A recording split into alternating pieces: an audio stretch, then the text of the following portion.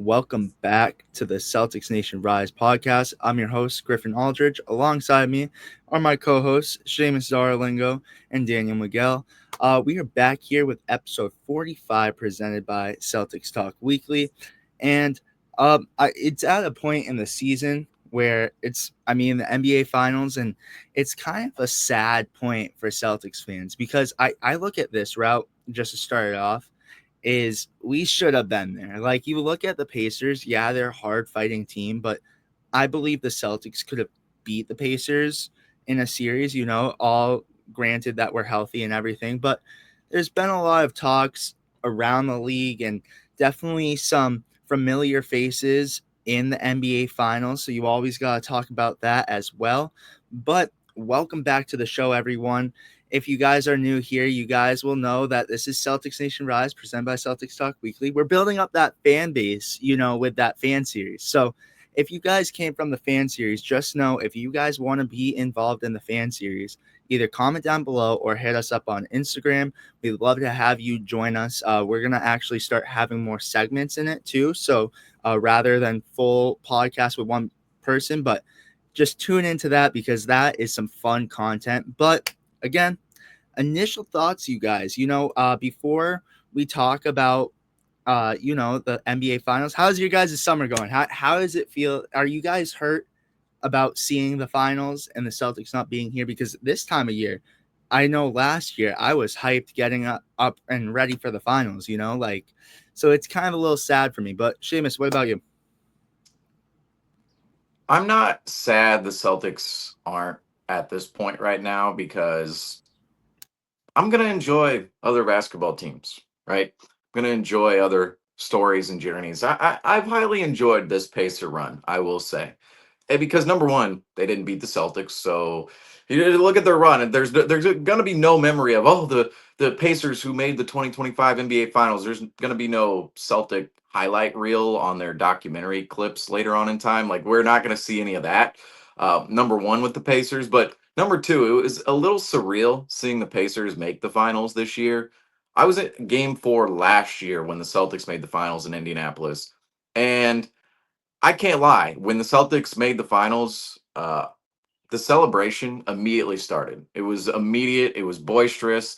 Every single Celtic fan in that building, no matter where the team had been before, and the goal still on the horizon, which was to win the championship, every single Celtic fan in that building started to celebrate once that clock hit zero. And the lasting memory in my mind is just celebrating while all the Pacers fans are just filing out, filing out, filing out. It's like it was literally like a line of viewership where we're celebrating in the stands as Celtics fans, and you just have Pacers fans just coming up the row, coming up the row, coming up the row. It's just constant, constant, constant. And they're watching us celebrate.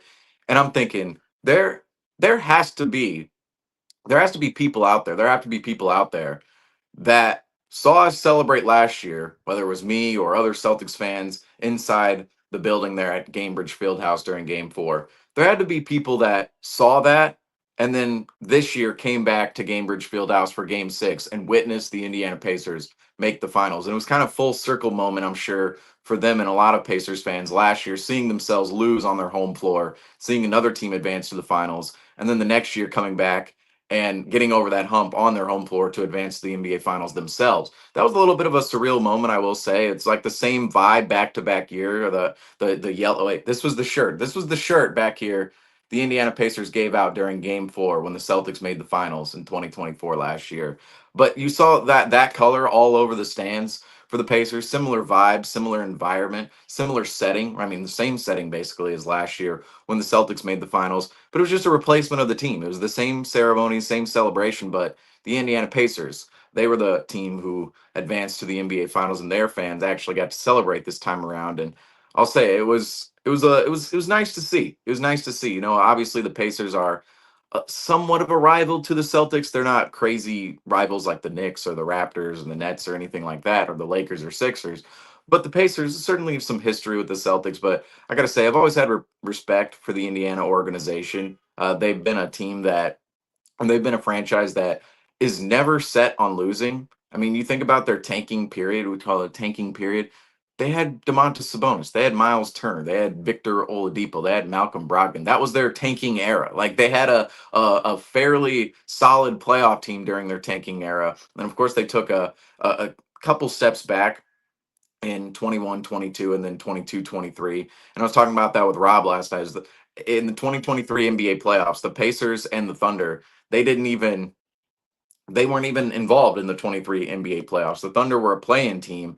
They won the 9-10 game as the 10 seed and then lost for that 8 seed to the Minnesota Timberwolves. Never made the playoffs. The Thunder were the 10 seed. And then on the other side of the bracket, the Indiana Pacers, they were the 11 seed. They didn't make the playoffs that season. So the Pacers, they only really took two steps back within their journey to compete in the NBA and their journey to contention.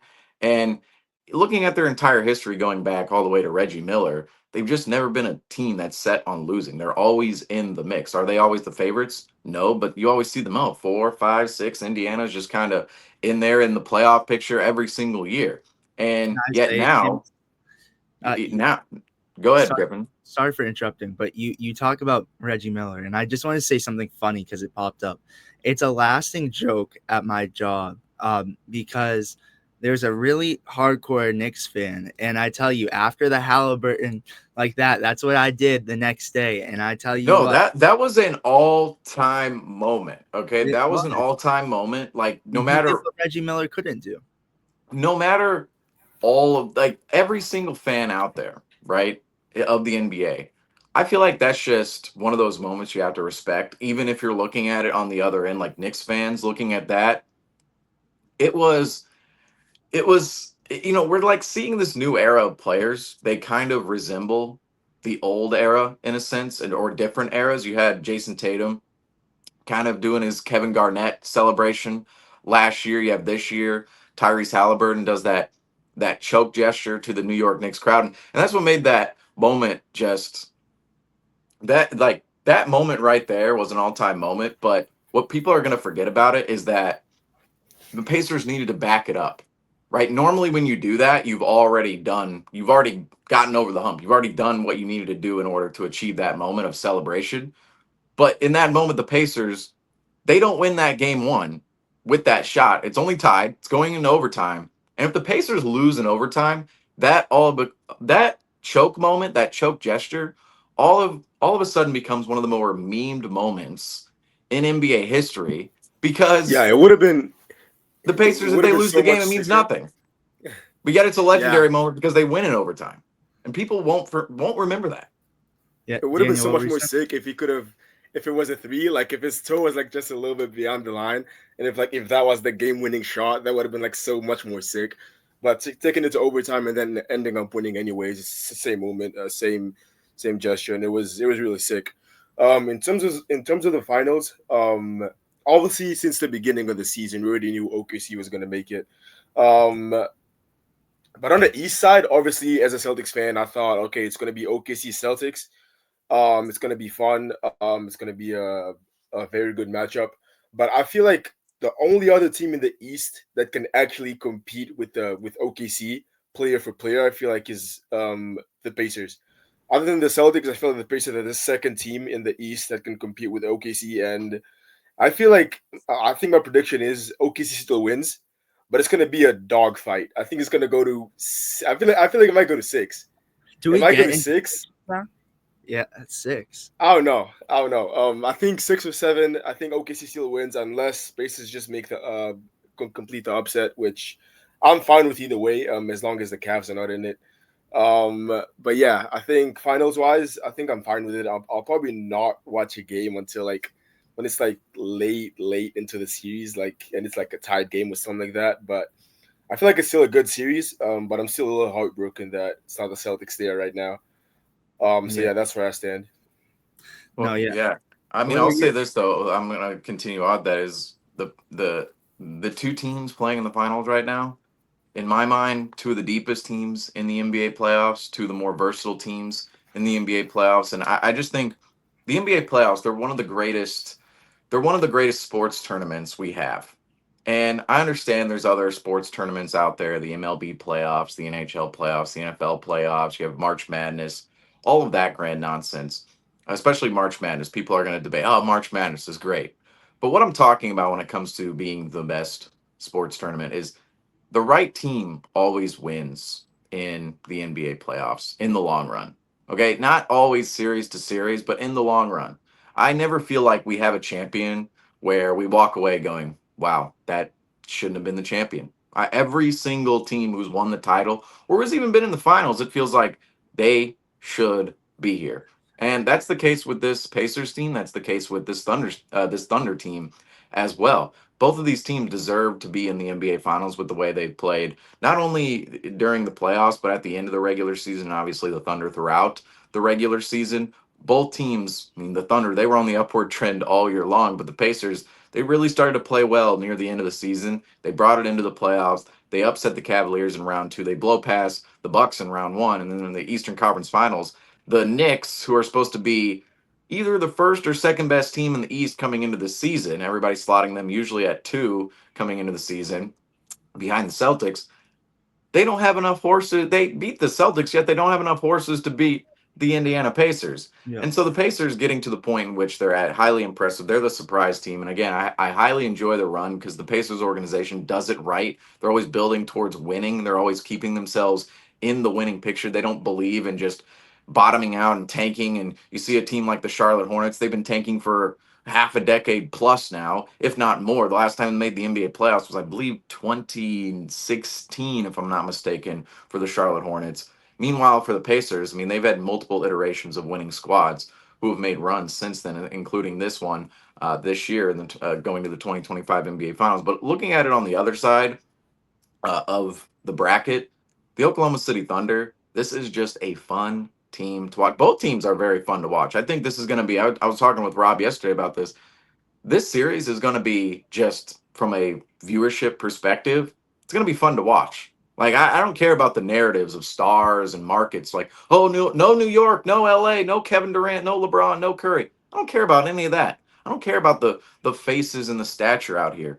Look at the craft. Look at the style of play. Look at what's actually on court. These are two of the more fun teams in basketball, period. The Pacers and the Thunder, they're both extremely fun to watch. The Thunder get after it defensively, unlike any team we've really seen this decade. Even the Celtics, we talked about how great defensively they've been this decade, particularly in 2022 and 2024. But this Thunder team, I mean, they're almost to another level with their versatility, athleticism, quickness on that end. They're just flying around the floor. They create turnovers. They run in transition. They win ball games in a much different way than what is perceived to be the way to win ball games in this era, which is, high volume, high scoring, shooting predominantly. And it's not as if the Thunder don't have those things within their arsenal and are not hitting home at some of those things. But the Thunder, they really rely on getting deflections, getting steals, running out in transition, and getting points off turnovers. And it's a very fun type of basketball to watch because we typically see players get after it on the offensive end of the floor, and then sometimes defensively they like to lull a little bit. The Thunder, there's no lulling in the Thunder. The Thunder go out there, they play defense every single night. It's fun. And I think this series, it's between two teams who have just dog mentalities. Dog mentalities. They're both going out there. They're both playing hard, particularly the Thunder on the defensive end of the floor. We're going to see that, on the offensive end for the Pacers. This is one of the best transition offenses in the Pacers in the league, going up against one of the best transition defenses in the Thunder. And I think the way both teams play, it's going to be an electric series in my mind.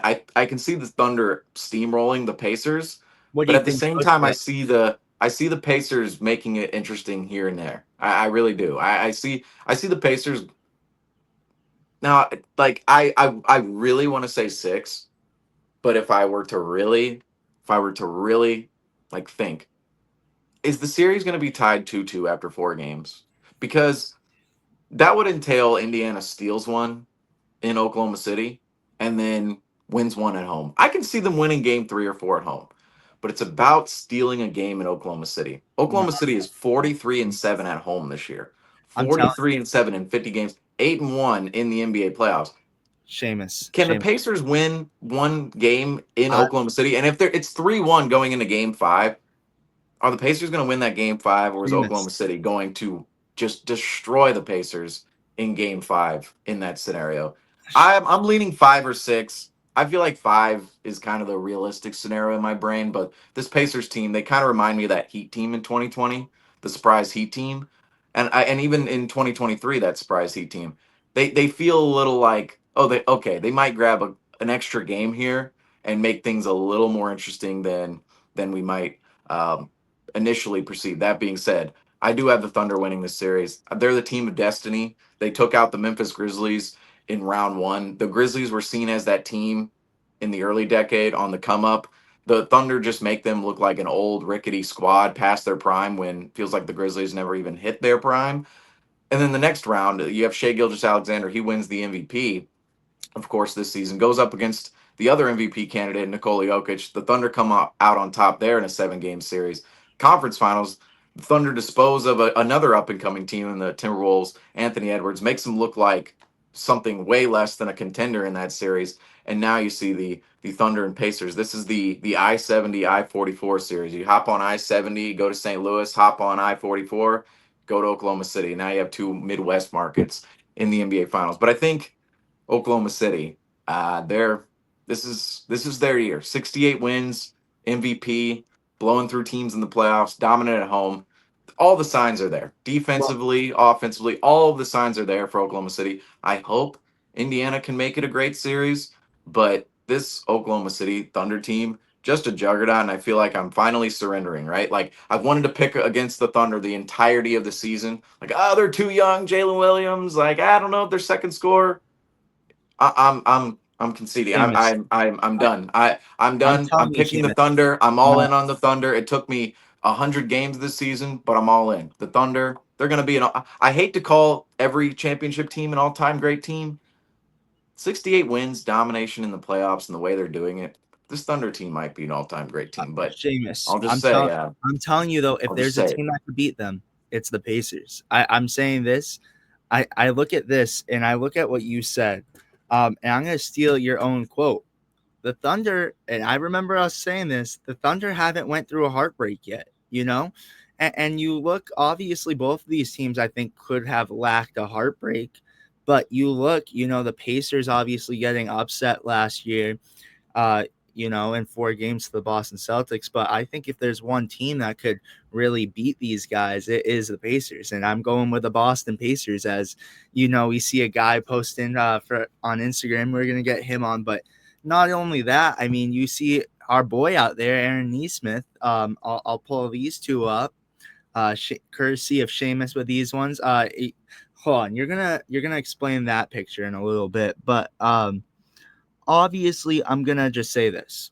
You look at this series, and it's gonna be a tough one. I think if the Pacers win it, it's gonna be in 7 games, 6 bare minimum. But I do think, you saw them defeating the juggernaut Cleveland Cavaliers, who obviously we could say a lot about them, but they were also a dominant team that we have to mention as well. And then you also look at them defeating the New York Knicks, who ended up defeating the Boston Celtics. And yeah, we could say, all right, well, obviously the Knicks outplayed them, whatever, da da da. Like we get into all kinds of talk as we have about the, Knicks beating the Celtics. But I look at this series as a whole, and I say if there could be a bigger upset, it's going to be in this series against the, OKC Thunder. And I really think that the Pacers can make a series. But Daniel, I what think do you? one thing that the Pacers have over OKC is like when you ask the question of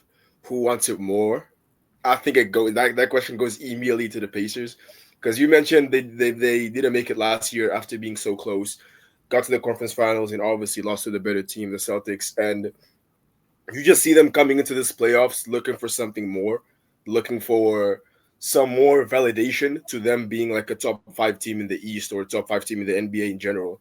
So I think in terms of who wants it more, like who has that dog in him, I'm giving it to the Pacers. I know OKC is good, but they haven't really had um much struggle in the playoffs recently, except for that Nuggets series, which is honestly a very good series and one of the best of the playoffs this year. But other than that, they haven't really been tested. While the Pacers have been tested through consistently throughout the playoffs, and they have now made it into this finals, like already like with much more hype than OKC winning it, because like OKC was expected, but the Pacers making the finals was not on anyone's books like 3 4 weeks ago. So I think the Pacers end up like wanting more from this, and I think that's what's going to make it a close series. The fact Yeah, that they and want it more than OKC does. yeah, and I want to say with that, I think with OKC they have such a longer, window as the Pacers. They could be that window is limited. I feel like, but I I know Seamus, you have more to say on it too, and I want to get into it towards the end because I know you guys are here for Celtics. You guys are ready for us to dive into our daily dose of Celtics right here. Gotta get some Celtics talk going, but. Seamus has some interesting pictures at the end that we gotta throw up later at the end. So stay tuned till the end. But I gotta ask you a question. All right. This is all I see on TikTok whenever I scroll on TikTok, whenever I open up social media. And there's been a lot of talks in the Celtics community about the top guy leaving Boston. No other than Jaylen Brown. And we this needs to be an important conversation because this is serious. And I look at this, and this is a big thing where Jaylen Brown is supposed to lead the Boston Celtics next year. Jaylen Brown is supposed to be the number one option, number one guy. And, we obviously saw that pop up shop that he's been doing. And I talked to a lot of people, and this is just some inside news that they were like, wow, did you guys notice that Jaylen Brown was really like talking with people, like talking to them a lot and like just chill? Now, could that just be, and I think you said this, Seamus, could this just mean that he's connecting with the city more and kind of just trying to get a feel for everyone and, obviously becoming that main guy in Boston because that's what he's going to be next year? Or is this more so of a, I know some news behind the scenes and my time is limited here. So I'm curious what that is. And Seamus, you had some pictures too, if you wanted to pull them up, about even Jaylen Brown on his education tour this year, kind of. If you wanted to pull those up for us and kind of explain where this was and kind of what's been going down with that. So it's not only the pop-up shop that he's been doing. He's been a known face right now in Boston. But Seamus, I'll pull up the first one and you can No, kind of yeah, explain it for us if yeah. you'd Go like. ahead. This was Jaylen Brown. He made a surprise appearance at the Brook High School, and Jaylen Brown. This is what you're talking about. Jaylen Brown getting out into the community and just making his presence known out there. Ultimately, and this is right. Jaylen Brown. Uh, Looking at the pictures here, Jaylen Brown just getting out in the community, just meeting people and just showing up by surprise. Nobody, no, well, other than if you go to the second picture in here, trying to get some information on this. The second, so the picture right here, I believe this lady is who, and I'll get her name here in a second. But this lady is who um, organized, I believe, this appearance by Jaylen Brown. However, to everybody who was involved in Jaylen Brown showing up to this high school, they didn't know Jaylen Brown was coming, and it was kind of we don't have the video queued up. However, that being said, there is a video of Jaylen Brown. He is he's like in the, I don't know what you call it, the like the seats, like the seats that, man, I'm blanking on the vocabulary of these words here. I have like an auditorium. You have all these seats that look like the, oh man, I can't think of the word for it. Um, uh, Basically in the middle of a big classroom, with the ascending seats, right? Basically a huge auditorium.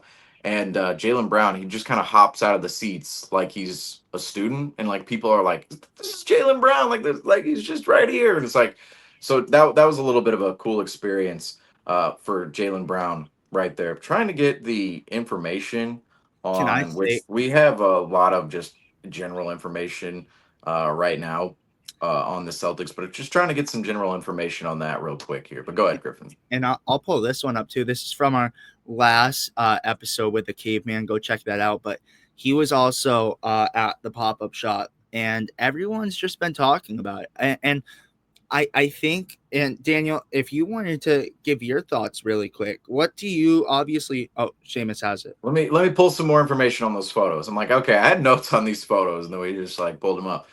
Okay, so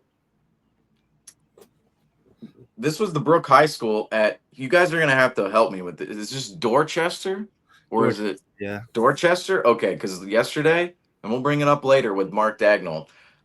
Leominster, Leominster. Inside joke here. I called it Leo Minister yesterday. So I Midwest here. I'm Midwest. I gotta You get some got it. help with the Wait, with the wait, wait, wait. Boston New England names. Here's the big one. Say Worcester. Well, Worcester. I know about Worcester because You Ian's everyone. from Worcester. Okay, I know about Worcester. It's all the little towns in between, like like Dorchester. Dorchester, It's they like call it, okay, but it's but Worcester. but Jaylen Brown, he was in Dorchester at Brook High School, and this just reads from Hoops Hype. Uh, a seemingly mundane school assembly, Jaylen Brown walked in through the door and stunned hundreds of high schoolers at the auditorium as the auditorium went berserk, screaming, jumping out of their seats, completely incapable of containing their excitement as the thrilling reality set in. So Jaylen Brown really just a surprise appearance. Nobody, it wasn't like, oh, Jaylen Brown's coming to school and everybody's viewing Jaylen Brown and hearing him talk. It was literally like, oh, Jaylen Brown's sitting right next to me. Now he's hopping out of his seat and at the auditorium. Now he's on stage, and like that's how this event went down. So it's very cool for everybody involved and JB himself. It wasn't a planned event. It was a semi pseudo planned event, but it was a secret for everybody who was involved. Mostly, obviously the students. So very cool experience for Jaylen Brown and all of those at Brook High School right there. So I had to get some more Yeah. information on that. I wish we had the video queued up. Again, that video, it's like Jaylen Brown is literally just in the stands and students are just like, oh my god, like it's like this is Jaylen Brown. It's like it's kind of cool to see those moments. Yeah. Oh, definitely. But Daniel, what are your thoughts, really quick? I want you to even start this off on kind of. It's an interesting topic. I mean, because in an off season where I think essentially no one's safe, like because there's a lot of question marks coming up. What are your thoughts about Jaylen Brown? Do you think it's just a coincidence that he's doing this? And because we obviously talked about this, and this is going to be a famous picture on this podcast, I think, about his infamous water workouts. We talk about this like about every single podcast, but him not going out, on his journeys and now actually gonna be a guy in Boston and do some training and get closer with the community in Boston, as he said. But do you think he could potentially just be shipped out too? Is that why he's in the community? What are your thoughts, Daniel? Well, before I start, I just wanted to say about that lecture school appearance. The funny thing about that is I don't know if it's true or not, but there was a picture posted of like a screenshot of a chat, and it was about one kid that missed school on that day, and it was Oh, just like, oh, Jalen Brown is here, and the kid is like, oh, that's the one day I didn't come to school, and it's just funny that like the one That'd be kid who missed the day of heartbreaking. school where JB was there. Yeah, it's honestly heartbreaking. But Or, like, can um, I just say, Daniel, really quick? yeah. Imagine like having one of those skits, because we all know we did it in school. When you're like, "Oh, mom, I just don't feel good. I don't want to go to school," and then your friend just sends you a picture of Jaylen Brown. How bad would you feel? I would feel, especially because it's not planned. I'm saying I'm crying myself to sleep that night. But I'd continue, feel Daniel. really bad. Yeah, I'm, I'd feel I'm, really bad. I'm probably not showing up to school the next day either, just because like, I'm gonna I be mean, I I'm miss JV. Like, yeah, I can't show my face for like the next week or something like that. But yeah, on the topic of Jalen Brown, I think I think I'm gonna go the opposite route. So everybody thinks he's there with the community because he's leaving. I think it's the other way around. I think he's there with the community engaging because he's now going to be the face, and he's just like he's already known as the second star of the team, but I feel like he's just trying to get his name out there even more as the main guy of the team now. I feel like he's just trying to like get more fans to the team and get more like engage with his fan base and eventually grow his fan base because now he's going to be the main piece. So I think it's the other way around. He's not engaging with the community. He's not out there in the streets because he's leaving. I think he's out there in the streets because now he's going to be the main person on the team. So he's just getting out there, getting to know the fans that are going to be cheering for him next season. So I personally do not think he's leaving. Because in terms of the people that are leaving the team, he's not even on the top three list of people that are leaving. I mean, he could potentially leave because of how big his contract is. How much is he making? Like 300 million, I think, is the number in the contract. Am I right on that He'll be or making something upwards of something $60 similar? million per year in the next couple of Yeah, years. Yeah. yeah. So contract wise, I get why some people might think, okay, the Celtics are going to be thinking about getting rid of him, but I think I trust Brad enough where he realizes that if you potentially want to have an okay season, like a really like not mid, but I'd say like an okay season before Tatum comes back, you need Brown on that team. And so I think for that reason, he's not going to trade Brown this offseason. So yeah, I have a pretty big belief that we're going to see Jaylen Brown in a Celtics uniform on that first day of the season. Yeah. There is nothing here, in my opinion, to really speculate on about whether, when it comes to Jaylen Brown leaving or not leaving the Celtics, because we forget in today's NBA, right? Free agency is the new CBA, and the way contracts work nowadays. We like to have this idea of players leaving or staying, and we talk about teams leaving or staying as if it's free agency, but players don't leave in free agency anymore in that way. They really don't. They sit there and sign the supermax, and then they force a deal out. And what the point of this is, obviously, Jaylen Brown, he's not a free agent this summer, but we talk about the situation as if he is a free agent. There is no way for Jaylen Brown to know whether or not he'll be moved this summer, because at this point in time, the Celtics don't even know if they're moving Jaylen Brown or not this summer. They could have an inkling that they're not, but if a Godfather offer came along the line, maybe the Celtics do entertain it. So the Celtics don't even know if they're trading Jaylen Brown this summer or not. They straight up don't. They don't know. So how would Jaylen Brown know?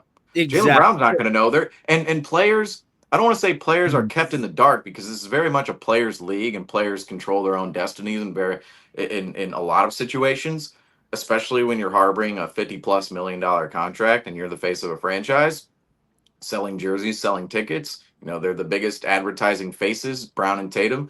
They certainly are going to have a little bit of a say over their direction. However, players, you're under contract. Teams can still do what they want to do.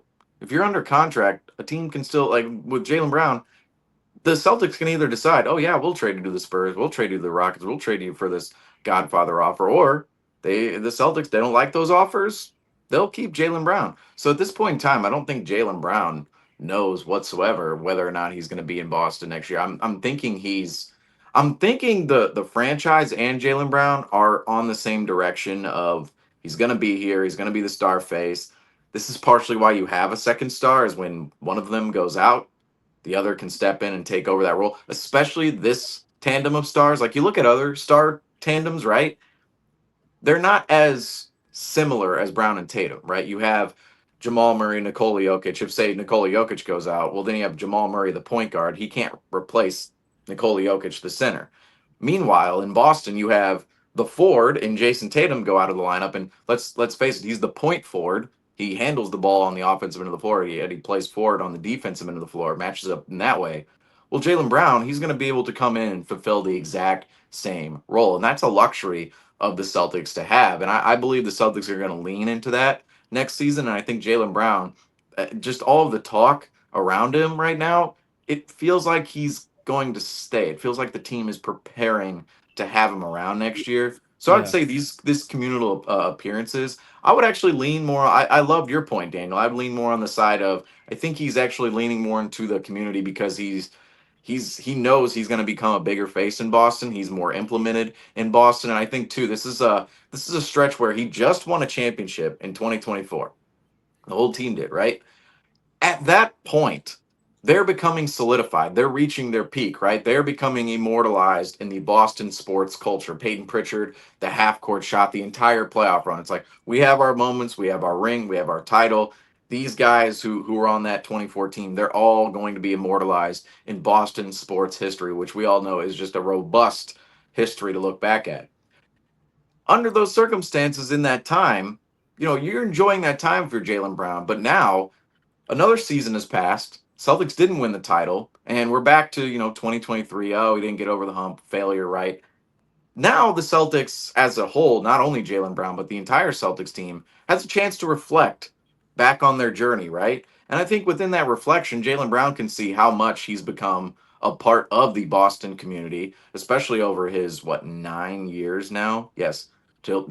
Wow, that is insane. Next year will be Jaylen Brown's 10th year in the NBA. 10th year. I know I started my page this same year, Jaylen Brown. Well, literally during like the same week as the 2016 NBA draft. So when Jaylen Brown was drafted, that's when my page started on Instagram. So 10 years ago. That's incredible to me. But he knows he's about to enter his 10th season in Boston. He's won a championship here. I believe at this point his number will probably be up in the rafters. I don't see why not. He's won a championship. He's made All NBA. There are some players up there where you look at it's like, okay, they don't have as many accolades as Jaylen Brown does with this team already, and he has the chance and potential to earn more. But I just think it's Jaylen Brown and even probably others in the situation realizing how much of a face they actually are, how much of a brand they are, how much of a personality they are within the Boston setting period, not only just the Boston sports culture, but just the Boston setting period. I mean, I know Jaylen Brown, believe he teaches a class at Harvard. That might have been, I don't know if we mentioned that, but Jaylen Brown, he's going to be staying. Yeah, we mentioned that I think last week on the podcast. He's going to be staying around and teaching a class. I believe it was at Harvard, if I'm not mistaken. MIT. I don't remember which program he was going to be educating students on. He was at However, MIT today, so I don't know. so yeah, I think it was I at think I I think it think was MIT. I It think it's was MIT. MIT. I'm Yeah. not sure though. So that's something he'll be doing this summer, and I think he just understands that if you look at the entirety of America and all the cities, right? It's like you kind of have your own territories, right? You have your cities, right? That you know people in, right? Like we go to Fargo, North Dakota. It's like we don't really you guys know anybody in Fargo, North Dakota? Like shout out North Dakota, but it's like, do we know anybody? It's like, no, not really. Jaylen Brown, he understands the rest of the NBA, all the markets. He's not like, yes, he's an NBA face, but he's not connected to LA. He's not connected to Dallas. He's not connected to San Antonio, Houston, all these other. Well, he's loosely connected to Atlanta, knowing he's from the Atlanta area, Marietta, Georgia. But Boston, it's like he is a megastar in Boston. Like not like in the NBA sphere, he might not be a megastar, but he's a megastar in Boston. I mean, we just had fake Jaylen Brown on the fan series, and it's Go like watch we out look at that and it's episode like 3. we hear all of his stories. He's not even Jaylen Brown, and he's being treated with just this a crazy amount of love by the fan base, and he's not And even Jaylen Brown. Like he's just impersonating Jaylen Brown, and he's still receiving the love in which Jaylen Brown receives in Boston. So I think Jaylen Brown is I think he's going to be here to stay. We're going to probably talk a lot more about potential transactions with Jaylen Brown later on CTW Live and whatnot later on in the week. But as for now, just Jaylen Brown, I don't necessarily see him moved elsewhere because of the unique circumstances the Celtics are in, and I just think all the appearances they're more so leaning into the community, knowing how much of a face and how much of a brand he actually is in the community now, and I wouldn't see it as he's doing all this community stuff because he's leaving. Jaylen Brown has no idea, literally no idea. The Celtics have no idea up to this point. How would Jaylen Brown know? You could say, oh, he's covering his tracks a little bit, but I why? It's like why? I just feel like he's doing things in the community. People put cameras on you, people put microphones in your face, and you have to answer some questions sometimes. And some of those questions are always, oh, believe me, but no. He's just doing stuff out in the community in the summer, and it's great. It's great to see it because we have established stars here in Boston that have been here for years and years and years that have put their footing in the city or made their footprint on the city, I will say. And it's it's great because you see some of these other franchises. It's like you just rolling players in and out, rolling players in and out. There's no culture, there's no establishment in Boston. Even with Tatum out, Tatum's probably over the river right now. I will say. I don't know where Tatum's at. I don't know if you guys seen Tatum anywhere. I think he's in his house in Boston. I don't know, but I don't know. yeah. I don't know, man. That's I'm how sure. I see that JT court. him and Deuce playing some basketball in there. That's a nice court. And you have to You don't think, think he has a nice court in no, St. Louis? no, but look, Deuce is in school right now too, so he's definitely a mess, like 100. Is he? What is June? Wait, It's no, June no, 4th. he's out of school. Yeah, you're right. He just graduated. June Yeah. 4th. Yeah, I June don't. 4th. that was a dumb moment. But even with Tatum out, say maybe out of market or out of picture, it's like Jaylen Brown's going to be able to step in. That's my whole point. What were you saying, Daniel? Oh, yeah. I was gonna say I think his second son, is gonna be born soon, if I'm not mistaken. So yeah. wherever the hospital is, where his partner is, that might be where he's gonna be like close to. Element. So I don't know. Barnes Jewish Hospital. Yeah. Come on. No, Mo Bap. Mo Bap. I don't think. I meant Mo Bap. Come on. I don't know, but I gotta give my take. First of all, Seamus, if we keep putting numbers in the rafters, we're gonna run out of numbers. So there's We've only already. There's only 100. You know what's funny is I grew up a Cardinals fan, obviously, and I always thought the Cardinals were bad. But then I went through the numbers the other day because I think I was talking to my grandpa. And he's like, "Oh, it was Whitey Herzog's number retired." And I went through the Celtics retired numbers, or not the Celtics, the Cardinals retired numbers. And I'm like, man, I used to think the Cardinals were bad. It's like, no, the Celtics have 0 numbers. Like, hey, at least the Cardinals have 3, and like they have, like 7. It's like, hey, at least we have some numbers to give out with the St. Louis Cardinals. With the Celtics, yeah, it's going to be a lot of like 45, a lot of, like, can we get like a 67, a Taj Gibson up in Boston? Like Baylor Shireman with the 55. That's that going to might be a retired number one day. Baylor Shireman 55.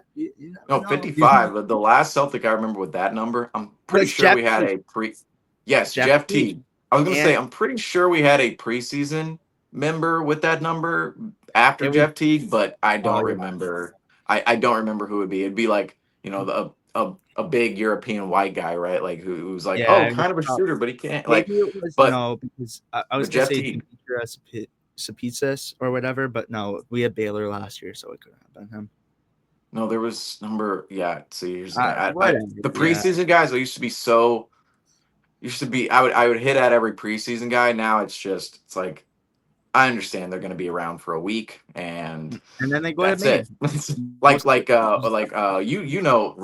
Kissenlaw, right? Reggie. Oh, Reginald Kasuno. Oh, yeah. Kasuno.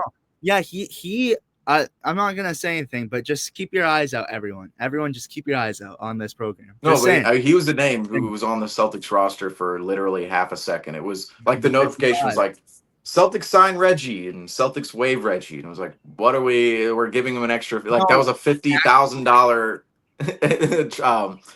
notification." Fun fact about him too. A fun fact for all the little main Celtics bit right here. There's this guy that I sit right behind pretty much every game, and he has a Reggie Kassoonwall jersey on all the time. That is insane. How is he not related? I don't know.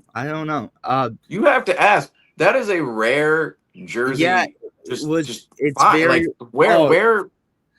What kind of rare? Like Griffin. What kind of what is the rarest jersey you have? Like if you're wearing a jersey to a Maine Celtics game, like what's the rarest? Like you have the Maine Red Claws stuff, but that's. I'm gonna tell you the rarest Celtics jersey I have, but it's not with me right now. This is a great conversation to have with Justin. By the way, he has some crazy ones, but go ahead. All right. You guys aren't. I don't think you guys are ready for this because I got laughed at the other day for saying this one. I have a Tristan Thompson jersey.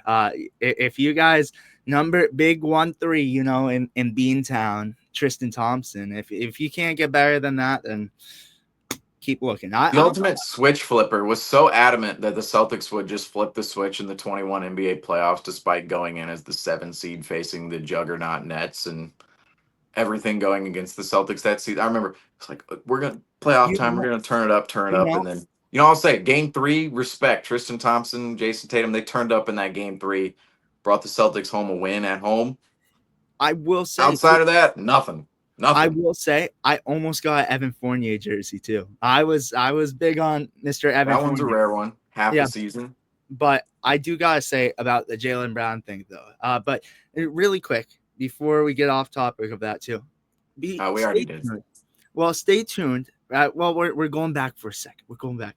Stay tuned for the main Celtics season, because Daniel, Andrew, and we're gonna give you full coverage, so don't you worry. Up here in the Big 207. And then secondly, keep your eyes peeled for Reggie Kasum while on this program. Just saying, just saying. I'm not giving away anything because no promises, but I'm just saying, pay attention, pay attention. That's why you gotta like and subscribe and keep those post notifications on. Just throwing that out there too. But to add on to your Jaylen Brown take, because I think I definitely got way off track with that. But with Jaylen Brown, I look at it like this. I say I'm gonna follow Daniel's take too. I think, Daniel, you hit it right on the head right there. I think it now. You see what the Boston Celtics did last year is, I mean, they won the championship. Then it was party time for a little bit, but then it was time for the Olympics. And obviously, you look at that party kind of off season, and Jaylen Brown with his normal stuff like his, water workout, da da da. And now it's time. And I'm gonna say a take I said. I forgot on what program I said this on, but it was either Celtics Talk Weekly or Celtics Nation Rise. But I said, do you guys like, this is what my question was, but I think this is the true answer. I said that I believe that Jaylen Brown being in Celtic City, I think that really helped him. I really do, because he saw what it was to be a Celtic. I mean, and you come up with that question, you're like, all right, all these guys were brought up into this organization and they did so much for their city. Like back in the day, you impacted your city so much. You were a guy that would go out, if you hear the Larry Bird stories, that would go out to the bar after a game, like. But Jaylen Brown is now kind of following the footsteps of his, I would say, the founding fathers of the Boston Celtics, and is now embracing that role. And, with Jason Tatum down, who, we talk about it, Jaylen Brown has followed in the footsteps of Jason Tatum, or if not, in a close path, So now he's embracing the role of the number one option on this team. So he's going to bury himself into Boston and really get into, what's the word? Really get, I'm trying to look for the word. Connected. Yeah, connected. I connected with the city. But I do have a question for you guys. This is a little segment we're going to do, and it's going to say yes or no. Are we accepting this trade, or are we rejecting this trade? We're going to go with this one first. There's only two I got for right now. We got to talk about it because it's been out there. Giannis for Brown. And we'll just go one for one. We'll start off with you, Seamus. Are you accepting this offer, or are you rejecting it? First of all, in that picture, Giannis, total offensive foul right there. Total, like, just totally, like, come on, look at that arm and how it's extended. Like, how is Jaylen Brown supposed to defend this? I mean, come on, it's an offensive foul. You could say, defensive, maybe not the best defensive positioning here, but anyway, when you say a 1-for-1 swap, let's get this out of the way. That is impossible for Jaylen Brown. Jaylen Brown for Giannis is impossible because of literally a few hundreds of thousands of dollars. Considering both make over $52 million per year, it's kind of crazy. Just a couple $100,000 can not make that trade, like can prevent that trade from going through. But that's the case with the 1-for-1 swap. However, with the trade machine, right, and with the rules in place, the new CBA rules, trading, everything, right. Mm-hmm. The Celtics can still acquire Giannis while trading away Jaylen Brown through a deal in which includes several teams and sees the Celtics offload other contracts, such as potentially Drew Holiday or Kristaps Porzingis or even Sam Hauser, to get themselves under that second apron. If the Celtics can get themselves under the second apron in a move, they can aggregate salaries. So that's the thing with Jaylen Brown. If you're just swapping Brown for Giannis straight up, that's impossible because the Celtics would have to aggregate a little bit more money, and the Celtics can't aggregate more money if they're already sending out one player. They can't send out another player somewhere else. That would be a problem. The Celtics can't take back more money than they send out. And again, it's only a couple hundreds of thousands of dollars between Brown and Giannis. However, if they made a big 4-team deal happen, a 5-team, a 6-team deal like we've seen the Jimmy Butler trade at the deadline, the Celtics can make a 5-6-team deal happen, even a 4-team deal. And if they can move Porzingis, Holiday, even Hauser somewhere else within the same deal, the Celtics can receive Giannis back. I mean, the ability to receive Giannis back in a deal is Mhm. there. Quick However, question though. This however, is obviously there could be a ways to do it, but in a magical world, obviously it's not realistic. But right. for one, are you taking Giannis or are you taking Brown? What are you doing that trade or no? Realistically, though. Okay, well, Like one, here's the thing. We are talking at completely hypothetical levels because number one, if Giannis it is on the it team, the entire team's going to look different. But number two, 100%. if you're gonna whittle it down to Brown for Giannis, just magical world, it's Giannis 10 times out of 10. 'Cause Oh yeah, Giannis is an MVP candidate, and Jaylen Brown, although he's in like Jaylen Brown to me, Jaylen Brown is probably 15 to 20 in the NBA. In terms of best players in the NBA, he's probably 15 to 20, right? If you were, I don't like ranking players because I think players just do so many different things. But if you were to say, okay, here's the trade value list, Jaylen Brown is probably 15, 20th, like somewhere in that range. Giannis is top three, or at least top five. I would say probably top three, but at least top five. So you're trading a top five player for essentially a top 15 to 20 player. I mean, that's a no. That would be a no brainer if you're the Boston Celtics. And just think, yeah, instead of Jaylen Brown running the show next year, you'd have Giannis running the yeah. show. Who wouldn't? That is that's insane. That would be insane with Jason Tatum coming back into the lineup the next season. With That's Giannis. why we do have to entertain the Giannis conversation because if the Celtics could pull something off like that, that would be I mean, first of all, that would just be incredible. The cat maneuvering and the gymnastics and the cooperation from other teams the Celtics would need in order for that deal to go through, and even the Bucks. I mean, the Bucks. That I mean, the entire deal would be very complex to figure out, um, and very hard to bring every team together to get what each team wants done. Uh, Under those circumstances, the Celtics would look completely different. And if they were just going straight up Brown for Giannis, the Celtics would want Giannis. Um, but again, highly hypothetical scenario. And if the Celtics were able to pull something off like that, that would just be. I mean, again, I'll give the bottom line though. The Celtics were able to put Giannis on the Celtics roster for next season and him lead the squad, I don't think Porzingis would be around. I don't think No, Holiday would be around. Holiday and Porzingis. Hauser maybe. Hauser might be like Yeah. those guys would They're certainly between not. the- They would not be able. They would not be able to even be on the team.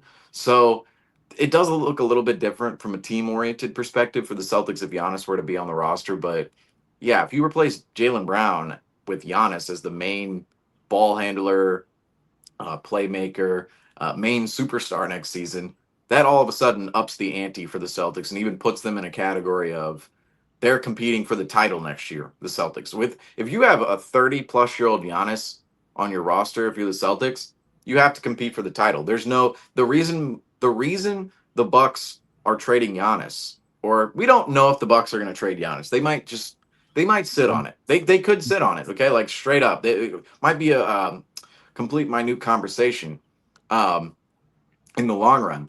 But the Bucks, part of the reason in which we're talking about Giannis trades, the Bucks are not going to be competitive next year. They weren't competitive this year. They weren't competitive last year. Like we're talking about 3 straight seasons now where the Bucks are straight up not competitive with Giannis Antetokounmpo. Like this season, they had no chance against the Pacers. They went on 5 games with the Pacers. Damian Lillard, he tears his Achilles. He's not even going to play next season. And Giannis is in this situation where Damian Lillard, that's $54 million in dead money for the Bucks next year. Like when you have a superstar making that much money not playing, that is a huge hit to the roster because then you're relying on a bunch of $2 million per year guys to fill in big spots in your rotation, most likely, because you're not it's like $54 million in dead money. That is a huge chunk to take out of your payroll and of your lineup. That's what the Bucks are facing next season. They already with that contract in, or I shouldn't even say contract, but with Damian Lillard in the rotation for the Bucks, they were already thin. The Bucks were already thin going into next season, and they're two trade assets. Really, the two trade assets I see the Bucks owning. It's Kyle Kuzma and it's Pat Connaughton, and I hate to say it, both of those guys have zero trade value as actual players. They are literally just contracts at this point in time. They're Yeah. worth $31 million between the two of them. The Bucks can uh, accept Connaughton's team option for next season. Gather him up with Middleton. They could trade him as $31 million. The pairing of those two, but they don't have any player value. No team wants Kuzma. No team wants Connaughton. Like no, they're the whole reason a team would acquire either one of those players would just to make money work, essentially. So those are the two trade assets. Then you have Brook Lopez. He's a free agent this offseason, so he might not even be back in Milwaukee if he receives a payday elsewhere. And so the Bucks are going into next season not competitive. I mean, their roster. I mean, right now they're gonna have to make some moves. But if their roster were to stay relatively the same and there were to be minimal moves made and only moves on the fringes, the Bucks roster would be a 7 seed. I had them slotted in at the 6 seed, I believe, at the beginning of the season, 6 or 7, somewhere around there. They finished fifth, right? They finished fifth in the East. They had the potential to go down to six. They were battling with the Pistons there at the end of the season. The Pistons, Bucks, and Pacers were kind of jockeying, but they this Bucks roster is not competitive. And Giannis, he's entering his age 30 decade. He's going to want to compete for championships. He wants to win the title. Like he won the title in 2021. He hasn't made the conference finals since then. And so now if the Bucks were to trade Giannis, it would be about the Bucks resetting, hard reset for the Bucks. And for Giannis, it would be about going to another destination where he can actually compete and win for the title. It would be a mutual split. And I think this offseason is the fork in the road for Giannis and the Bucks, because the Bucks roster again just isn't competitive. I think they have a chance. Like right now, if they trade Giannis, they can really like next season. There's potential. It's like what if Giannis gets hurt next year and you can't trade him next offseason or trade him at the deadline or trade him at the next transaction window. Right now, you can get peak max value out of Giannis. He's not even playing games. Um, but also Giannis, he's going into his 30s. 2 seasons where he just was not competitive whatsoever the last 2 years. I think this is going to be a fork in the road where the Bucks do trade Giannis this summer. However, they have to trade Giannis to a place in which Giannis can compete. And if that's going to be Boston, Boston has to be ready to compete with Giannis because Giannis is going to be looking to come in on a gap year, and he's not going to be looking to come in and wait for Jason Tatum to compete. It's like, no, Giannis is here. We have a fairly competitive roster around him, a better roster than the Bucks had the last 2 seasons. We can win the East because, especially looking at the East next year, the East is weak. The East Yeah. is weak. It's like, who's your favorite next year? It's going to be the Pacers right now, and I think the Pacers are Pacers, highly Memphis, beatable. Like there's so many. they were supposed to be. I mean, the Pacers. We had easily at least 2 teams above the Pacers this year, the Cavs and the Celtics. You could say the Knicks, obviously they were ahead of the Pacers in the standings, but the Pacers, they were jockeying with position. They were jockeying position with the Bucks and the Pistons at the end of the year. So next season, the East is wide open. We don't know what the Magic are going to do. The Hawks and the Heat, they're always wild cards down there. I'm sure there's going to be another ascending team that comes through the Bulls. The Bulls probably not, probably not the Bulls, but say a team like the Hornets, somebody down there could ascend a little bit further, but not into contention. But the East is weak. The Celtics, if they somehow find a way to get Giannis, it's going to be about winning the East next year, and that's just the bottom line. Giannis isn't going to be. He's not going to come into Boston waiting for Jason Tatum to come back just to compete again. If you have Giannis, you're competing for the title. So long-winded answer for the fact of for Jaylen Brown for Giannis. Jaylen Brown for Giannis, it'd be a no-brainer for the Celtics if you were to do it straight up because Giannis is just a way better basketball player than Jaylen Brown. I hate to say it, but that's just the case. That's the objective, the view of both of those players. And if you were to talk about it on a more realistic scale, the Celtics would certainly need the cooperation of many other teams. There need to be a huge complex deal. Holiday would need to be moved, or Porzingis in that deal, and the team would look extremely different with Giannis on it. It would be like Giannis. You'd have Derek White, Pritchard, then you might have a couple of other guys you get in that big deal. Like, oh, here's the $2 million guy, here's a $3 million. Just guys on the fringes, right? So those two scenarios are certainly out there, and I think it deserves more conversation than just not going to happen because it's Giannis. Like if you Yeah. have like the great players do not become available every single day.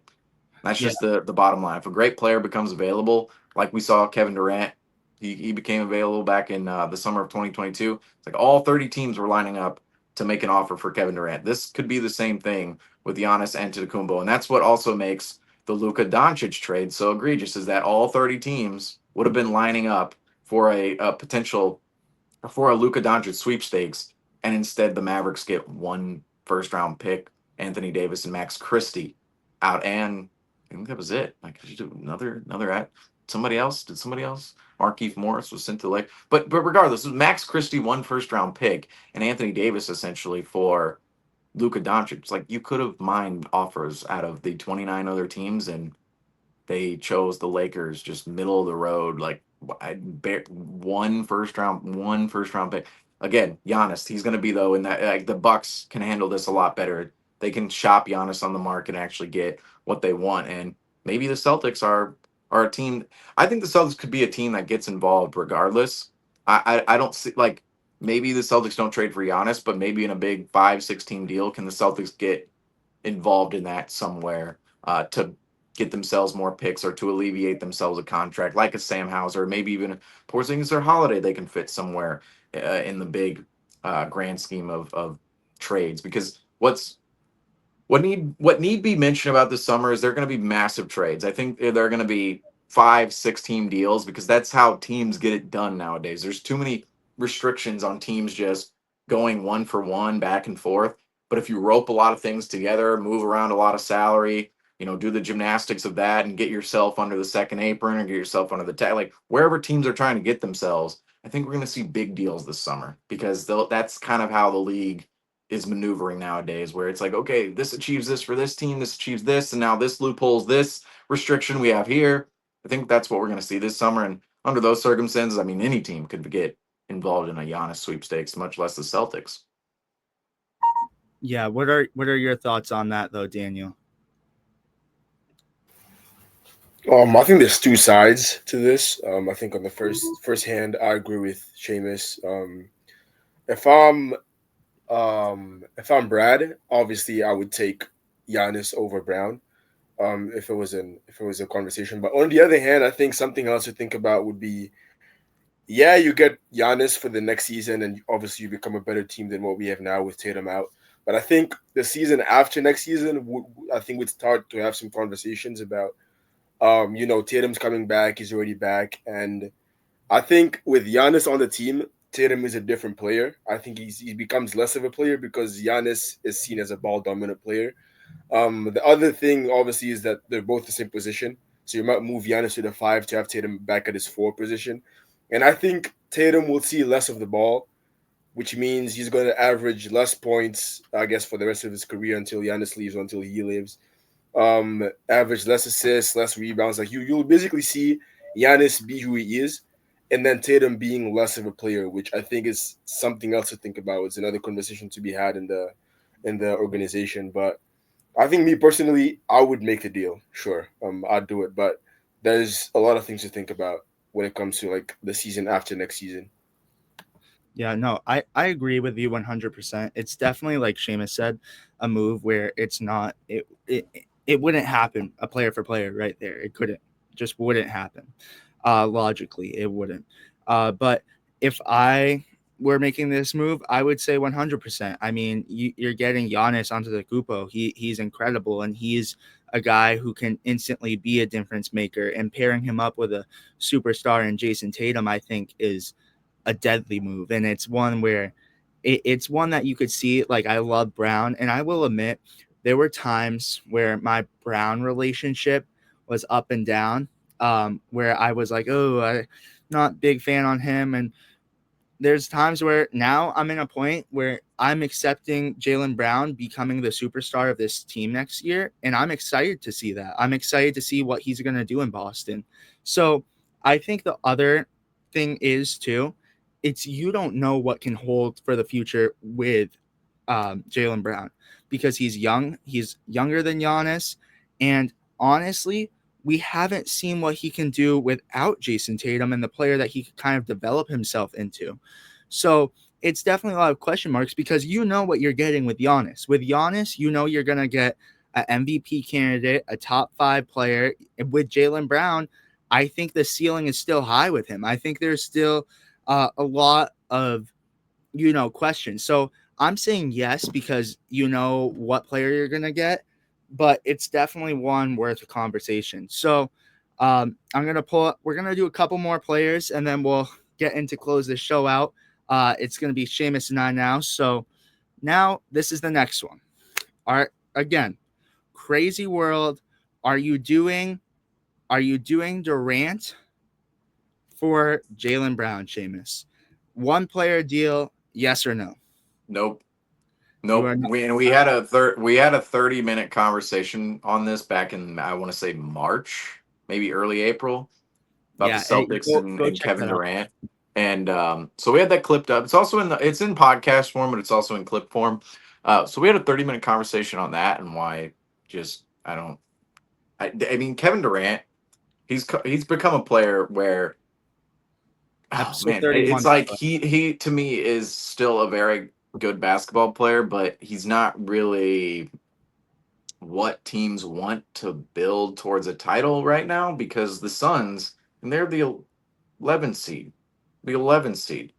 And 2 years ago, or sorry, 3 years ago now in 2022, didn't want to trade Jaylen Brown for Kevin Durant then because of the age difference, because of the trajectory of two players, right? 3 years later, I'd say the same thing.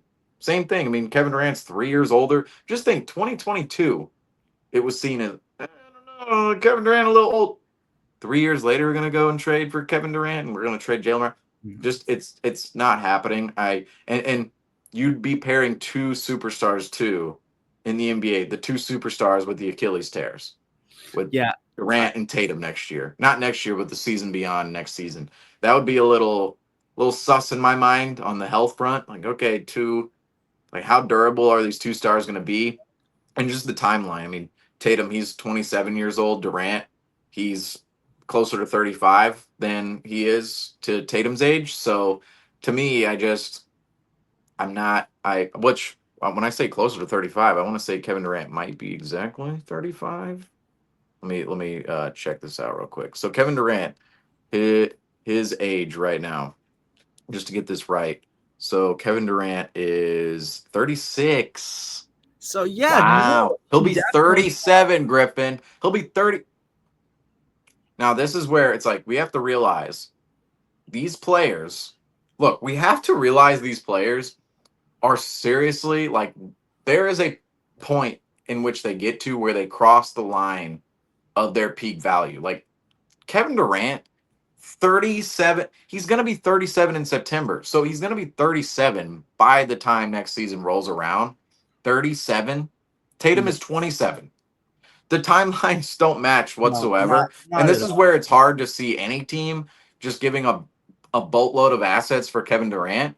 It's kind of the same story as Jimmy Butler. It's like, Jimmy Butler, like, well, I'll say this. The Warriors made out with Jimmy Butler, said that at the time.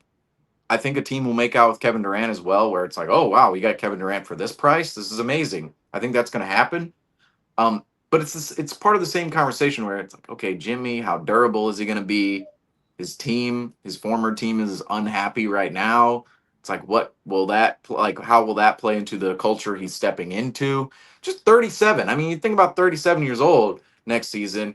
How many more seasons does he have left? I mean, two, three. Like LeBron is doing something we have not seen anyone do at the age of 40, playing basketball the way he plays the game. It's not get like LeBron and Al Horford, Chris Paul, Tom Brady, specifically Tom Brady and LeBron have skewed the view on what a 38, 39, 40-year-old looks like. And even Al Horford for our own, Celtics nation here. It's like they've skewed the view of what a 40-year-old should look like, which is a broken down player who is past his prime. And Al Horford, it's like Al Horford doesn't look like that. Chris Paul doesn't look like that. LeBron, obviously Tom Brady when he played. None of them looked like that. They looked like lesser versions of themselves than say when they were 27, but they weren't broken down to the point where they couldn't play.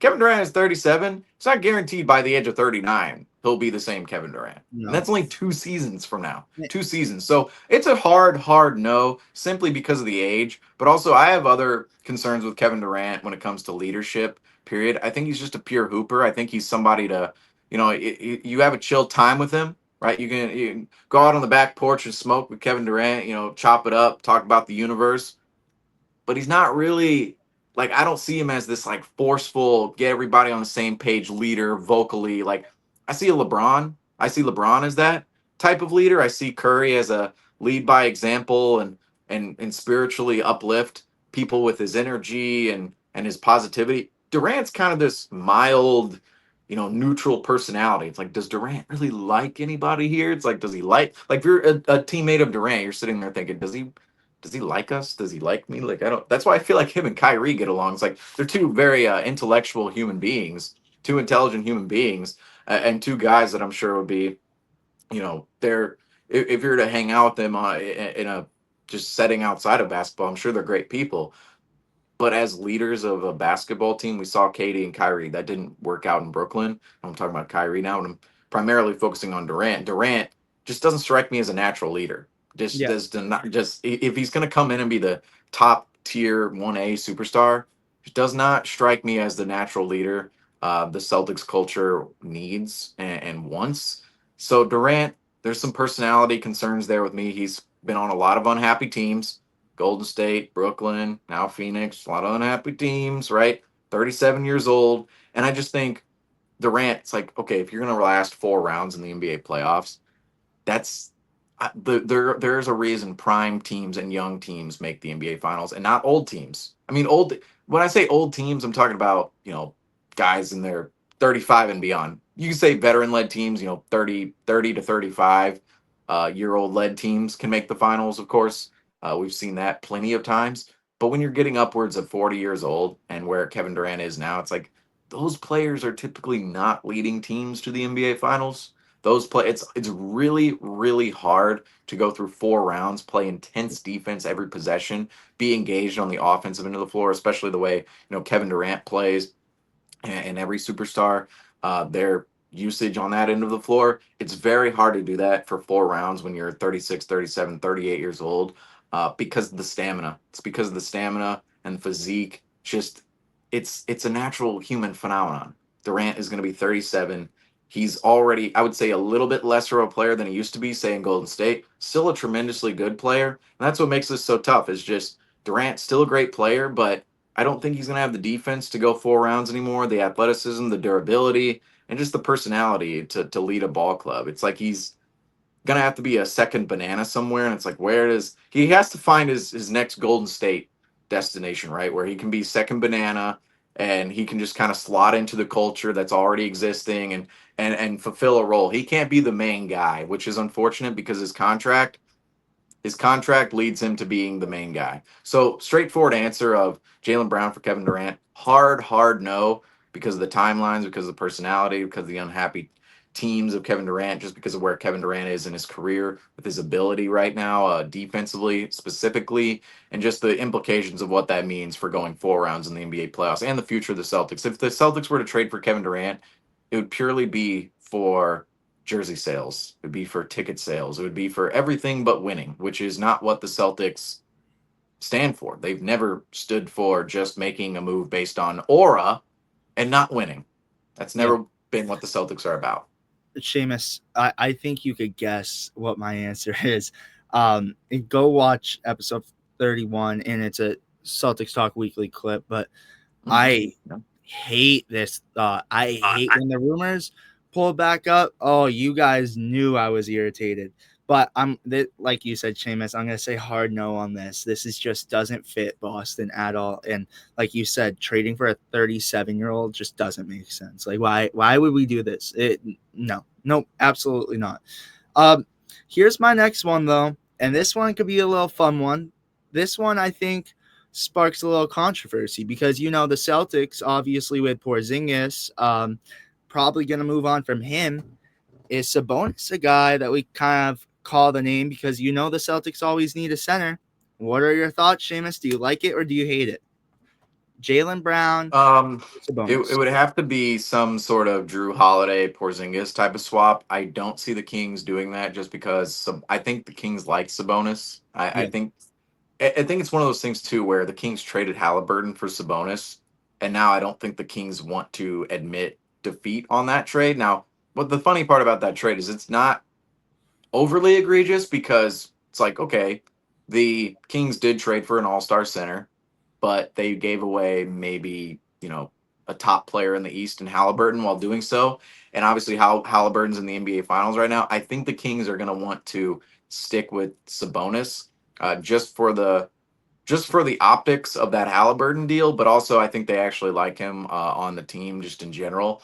That being said, Sabonis, it seems like there is a little bit of talk about Sabonis. Where are the Kings going? Because Sabonis is a great player. I mean, he's in his prime. He's a great player, and he's fringe all star type of player, right? And maybe not, not in the meat of the all star selection every single year, but he's always on the fringe. He's definitely an all star type of center, one of the better centers in the league. The Kings' direction is very weird right now. It's Jonas Valanciunas and Zach LaVine, DeMar DeRozan, and Sabonis. Like, what is going on in Sac? We never know what's going on in Sacramento. I can see Sabonis looking at the situation, going, "All right, let's define a direction here, and maybe if the Kings can't define a direction, I want to be sent to another team." That's possible. As for the Celtics, I don't see a deal happening because it would have to be again. It would have to be a multi-team deal where Drew or Kristaps were sent off, but also just if you're going to send Drew or Kristaps to the Kings for Sabonis, I don't know Would why the you Kings would want to do that. would you do Jaylen Brown for him though? Like we're still in the No, one for one. You would no, absolutely no, not. I'm saying no. no, because Jaylen Brown is just he's a more versatile player than Sabonis. He's way better defender. Like Sabonis, also Sabonis's contract 43.6 next year, 47.8 in 26-27, 49.9 in 27-28. That's a better number than Brown's deal. I just like Brown the player more than Sabonis. You can make an argument that Sabonis is more valuable from a contractual perspective. It's just I, I'm I'm not. I like Sabonis, but it's like I feel like he has to be like the fourth or fifth best player on a team, like a championship team. Otherwise, if he's like your second best player, I think you have some problems. I think that would be the problem with trading for Sabonis. Like, oh, Sabonis and Tatum. It's like that doesn't really strike me as this like feared duo in the East. It's like Sabonis. Sabonis is like that Porzingis type of player where it's like, wow, if he's like your fifth starter and he's your maybe like Porzingis is kind of the third offensive option at times. Like if Sabonis slots in somewhere in there, like the Porzingis role, sure. But then you're talking about, well, Sabonis is more expensive than Porzingis. Then if you're to get rid of Brown for Sabonis, Sabonis is less expensive but lesser of a player. So it's like you got you're you're threading a needle here. You're threading a needle with Sabonis.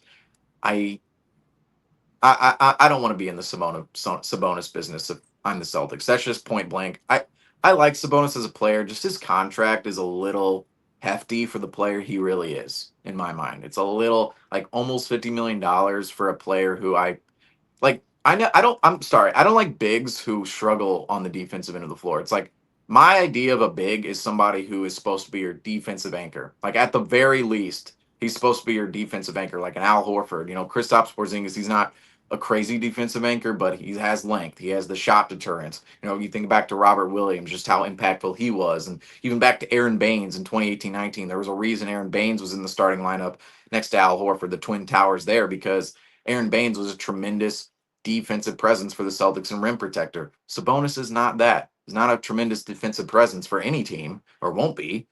And to pay a big $50 million who doesn't play defense, that's it. That gets into the level of the NBA where you're like, wow, sometimes contracts are given out on stature and face more so than actual, all around ability. Because there are Yeah. bigs out there that I think are way more valuable. They might not be as good as Sabonis offensively, but all around wise, uh, they bring something to the floor, and their contract might be worth $30 million less than Sabonis, and that's where I think you can get a bargain deal and value out of a big rather than I'm not down with the idea of a $50 million big on the roster. It's like your big man should probably be worth like 10, 15, $20 million at that, not 50. That's No. just me. Now I understand the Celtics have a $30 million big, but it's like, okay, when you're getting upwards of 50 for a guy who again does not defend all that well, I don't like that. No, and that's I think that is not efficient. That is not efficient for what the Celtics want to do or how they want to build. yeah, and I'm gonna say this. I'm gonna say no because, like you said, the defensive part, and that's where the Celtics need to become better at in an asset. I feel like with Ime Udoka, we were a very good defensive team. Then kind of slipping into, kind of just shooting the three ball, and we've obviously talked about a lot lack of defense in the playoffs. So I'm gonna say no on this too. Obviously, a lot of questions in the off season where Porzingis ends up too, and we lack a big. I would say that would be great from the rebounding aspect because I think the Boston Celtics really struggle on the boards and he could really help you on the boards. But giving up the price for Jaylen Brown, who I think could give you a lot more, and he's proven a lot more as an all-star and obviously as finals MVP, I think he's already put more on the table. So I'm going to actually pass on that too. I'm going to say no. Yeah, But the biggest sell is the contract, and if that's the biggest sell, eh, no, not feeling it. no, I'm No, not doing it either. Uh, Now we got another, Suns player. Are you doing Devin Booker for Jaylen Brown? Are you making this move, Devin Booker to the Boston Celtics for Jaylen Brown? What are your thoughts, Seamus? I would do that. You one for one player. That's yeah. I would do that. I think Devin Booker and Tatum coexist better than Brown and Tatum. Even considering the history of Brown and Tatum title, we know they can work together. We know they can coexist with each other. Booker and Tatum would be a way better fit in my mind than Brown and Tatum because Brown and Tatum are a little redundant. Right, where I see is Booker, he can fit in with Tatum just a little bit more as a ball handler and as somebody who can create his own shot and somebody who can play off ball. Then defensively, I don't think you're losing anything there with Booker from like Brown to Booker. You're not losing a ton there. Maybe a little bit of size, but Devin Booker is still just phenomenal defender. Uh, I Booker is a way more technical offensive player, way better at getting to his spots, hitting his shots, just shot making in general, just a better shooter than Jaylen Brown. I believe he's a better offensive playmaker and facilitator than Brown. Devin Booker, he's becoming, we talk about Siakam being the most underrated player in the league right now in the finals. Devin Booker is becoming that most underrated player in the league because he's a legit all NBA type of player. And, that means top 15 in the league.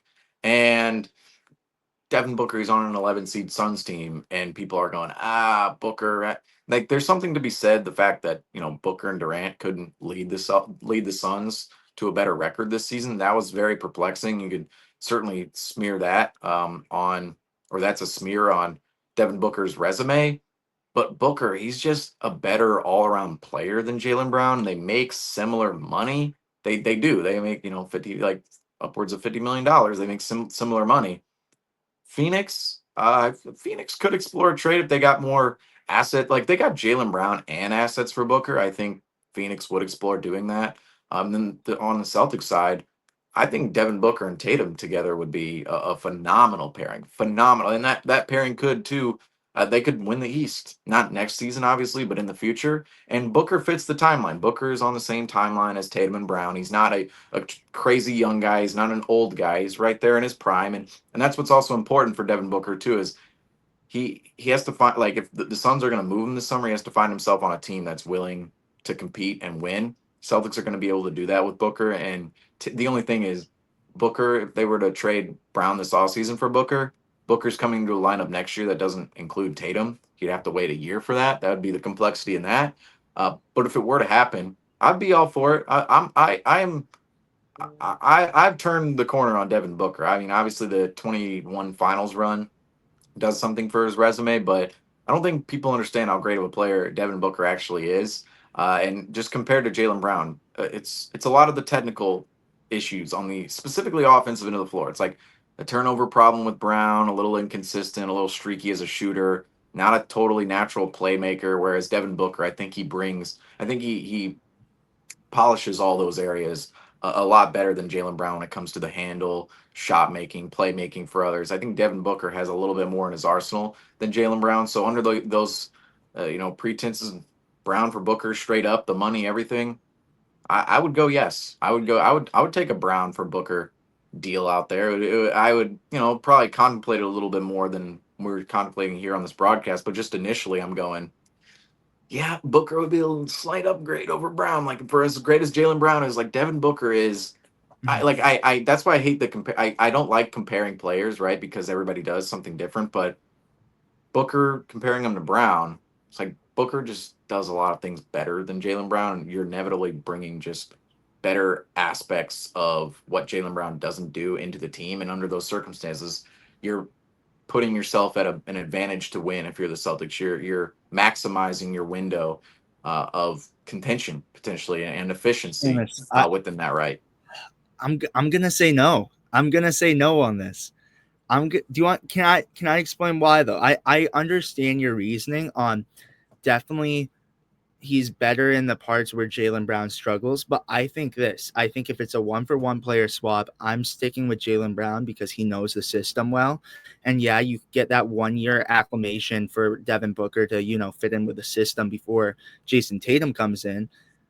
But When you say system, what system? like Like what? The system of us jacking threes with no offensive movement you're off right. ball? You're Like right. You're right. But I'm literally saying that like you look at the like Thunder and the Pacers, like they have systems. The Celtics this past year was it wasn't a system, but I'm saying fit in with Boston. I feel like Jaylen Brown has finally, embraced the role of becoming a Celtic superstar. And I think we've seen what Devin Booker could do without Kevin Durant and having him with a playmaker like, Chris Paul.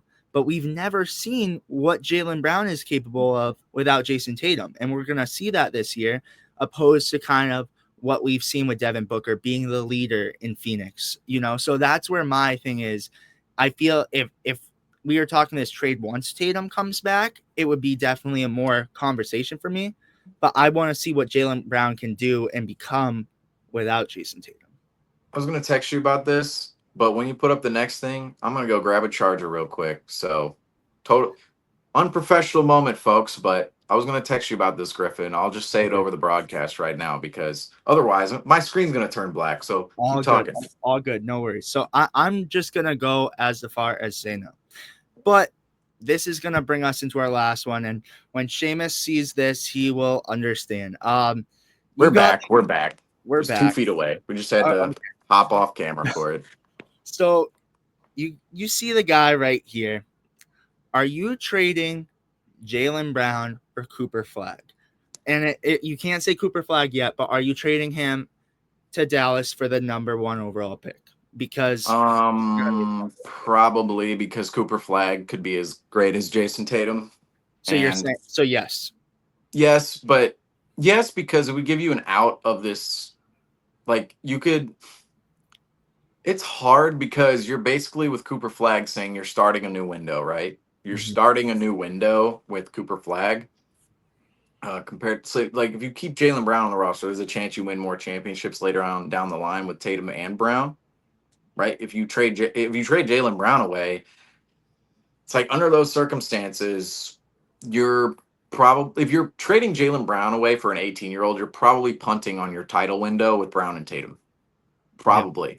And you're trying to open a new title window with Cooper Flag, and that could also entail Jason Tatum not being around during that title window. So it's hard to say on that one. Like it's because Cooper Flag, it's also not a guarantee that he's going to be a great player, but everybody, he's consensus #1 right now. Now, the ability he showed in college certainly makes people believe that he could be that tier A superstar in the league, ball handler, playmaker, just natural scorer, great defender, has all the frames, has the frame, has all the tools.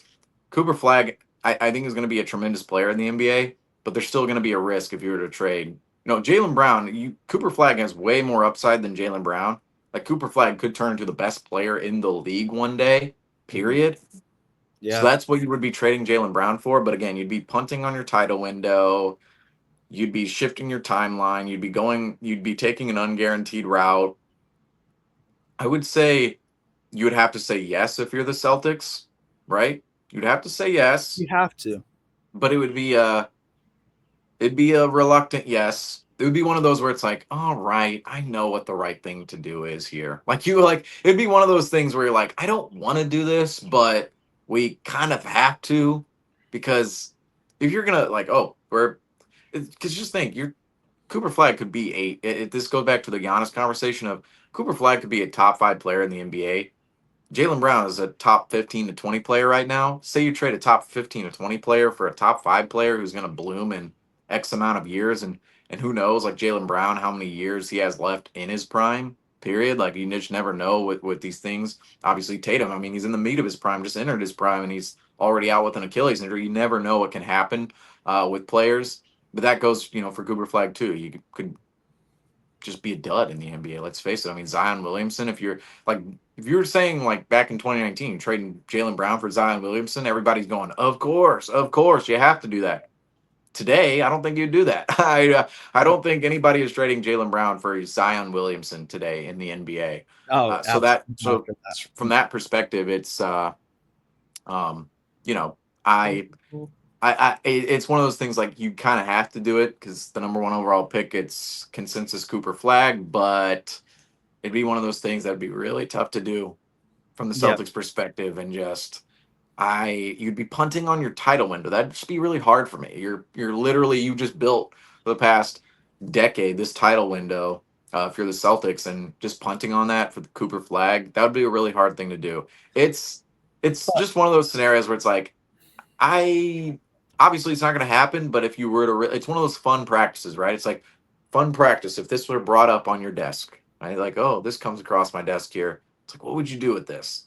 Because we do see in NBA history, there's been crazier things that may have, like, I don't know. Would that be crazy? I don't know. Luca's trade was just, that was the Yeah. crazy. I don't know if anything could really top that. That was insane. And not only that, the Mavericks get the number one pick months later. I mean, again, just insanity. I would have to. It would be yeah. Let's take Cooper Flag, but let's. It's like I'm a little. That's a good question. It's a good question. Jaylen Brown for Cooper Flag. It's like the right thing to do would be to, fall into the number one pick. But again, you'd be just extinguishing your timeline, which is extremely hard for the Celtics. I'm gonna say yes, and that's just a flat out yes. I do agree with what you said, Seamus. Like, you obviously need player development too, and you need to develop him. He's young. I mean, he just turned 18 in December, so we got to think of that. But I think you look what he did in Duke, and they gave him the role to kind of lead that team already at such a young age, and the player he kind of turned into already, and he's been that player. I think you give him to, obviously next year to, fill the shoes and kind of get brought into the NBA, I'm going to say, not into a Celtics system because, obviously you said just shot chucking, but if you Well, yeah, literally the system this year was just shoot, we yeah, talked we could talk. I mean, we talked about it for 30 minutes on the Tatum Achilles special. We talked about it for probably an accumulation of like 24 hours plus on post game this year, like over a day's worth of talk on just how bland the atrocious it Celtics is. offense is. Yeah, It's like we need a little more spice in there, right? A little yeah. more seasoning to the offense, a little more Mhm. off ball cutting, a little more action towards the rim. Celtics don't have any of that But right now. yeah, but I'm gonna go as far as say yes because I think, I'm gonna say this in a bridge year for the Celtics next year because that's essentially what it is. I feel Cooper Flag gets developed into the NBA a little more, and I think that window with Tatum and him could bring championships in the near future. So I'm gonna go as far as to say yes.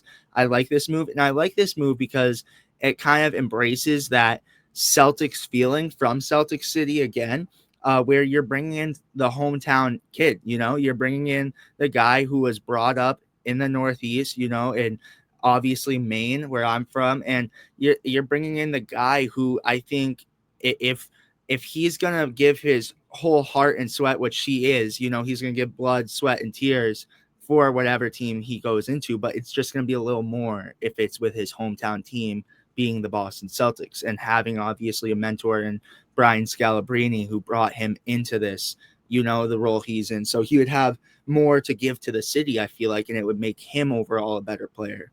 So I would go as far as to say yes, but that's going to wrap it up with our little, player for player. But I have a question on this. I saw this graphic, Seamus. I just want to hear thoughts. Minimum contract sure, next year, like literally Yes. a minimum contract next year for DeRozan, which I think so. He's a free agent, if I'm not mistaken, Before it's, right?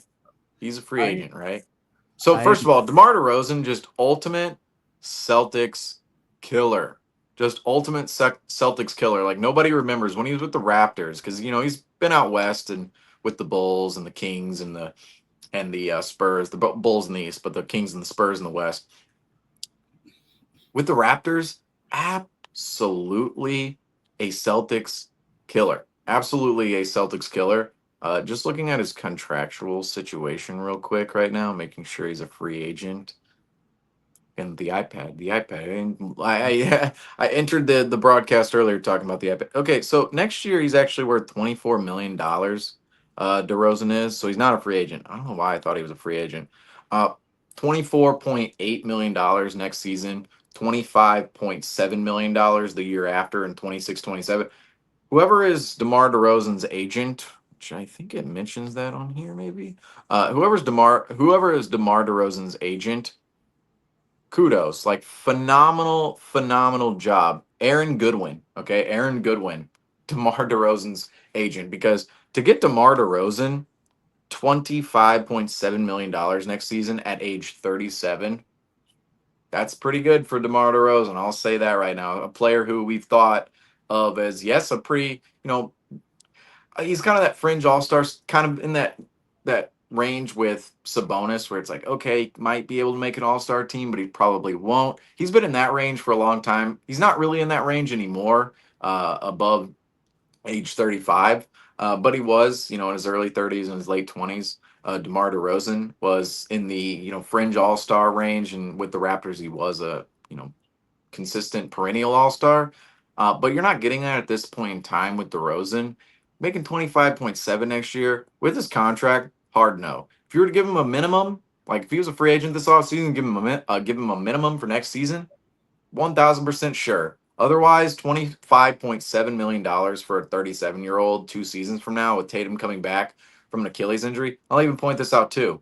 The redundance between Tatum, Brown, and DeRozan would be just just it would be what am I'm trying to get into mechanical terms here. It would just halt the Celtics. It would just screech and halt the Celtics um efficiency.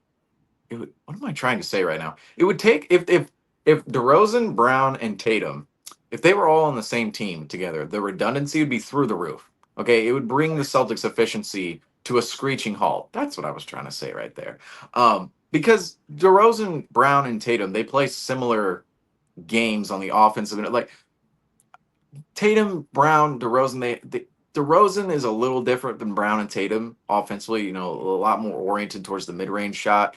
And this again, like DeRozan, not a three-point shooter, has never been a three-point shooter in his career. What do the Celtics like to do? They like to shoot threes. If you have a player making $25 million on your roster not shooting threes, when you talk about the system, it's like throw out the system, just style of play. The Celtics aren't going to want a player who's going out there taking mid-range shots all the time. I mean, that's kind of Tatum's job, right? It's like, all right, Tatum, you're the one player you're allowed. Tatum and a little bit of Brown, but mostly Tatum. It's like you're the only player who's really allowed to take a mid-range out here, and it's not even that great of an efficient shot for them. But DeRozan is one of the more efficient mid-range shooters in the league, and even in the league's history. But if you're not fitting in with the play style, I don't see why the Celtics are going out and trying to get that player, say DeMar DeRozan, in this situation. 25.7 is just a lot for a 37-year-old who's going to be majorly redundant next to Tatum and Brown. I don't see him fitting within the offense. And DeRozan has also been an offensive player that, let's face it, a lot of usage over the years, a lot of shots created for himself. Not the greatest of playmakers. Like, he's just not a great playmaker. He's not a great passer, never been known as that. He's an isolation scorer. The Celtics, they need more ball movement on their roster. They need guys who can really get that ball moving, really be unselfish. And DeRozan just isn't that player. He's not a player who's going to get the ball moving. The ball's going to stop in his hands. If there's an offense with Brown, Tatum, and DeRozan, if those three players are out on the floor at the same time, I'm sorry, the offense is just going to kill me. Like seriously, the amount of mud and concrete within that offense. Like, oh, the ball hits DeRozan's hands. Is it going anywhere else? Probably not. Shots going up. Oh, it hits Brown's hands. The ball going up? Probably not.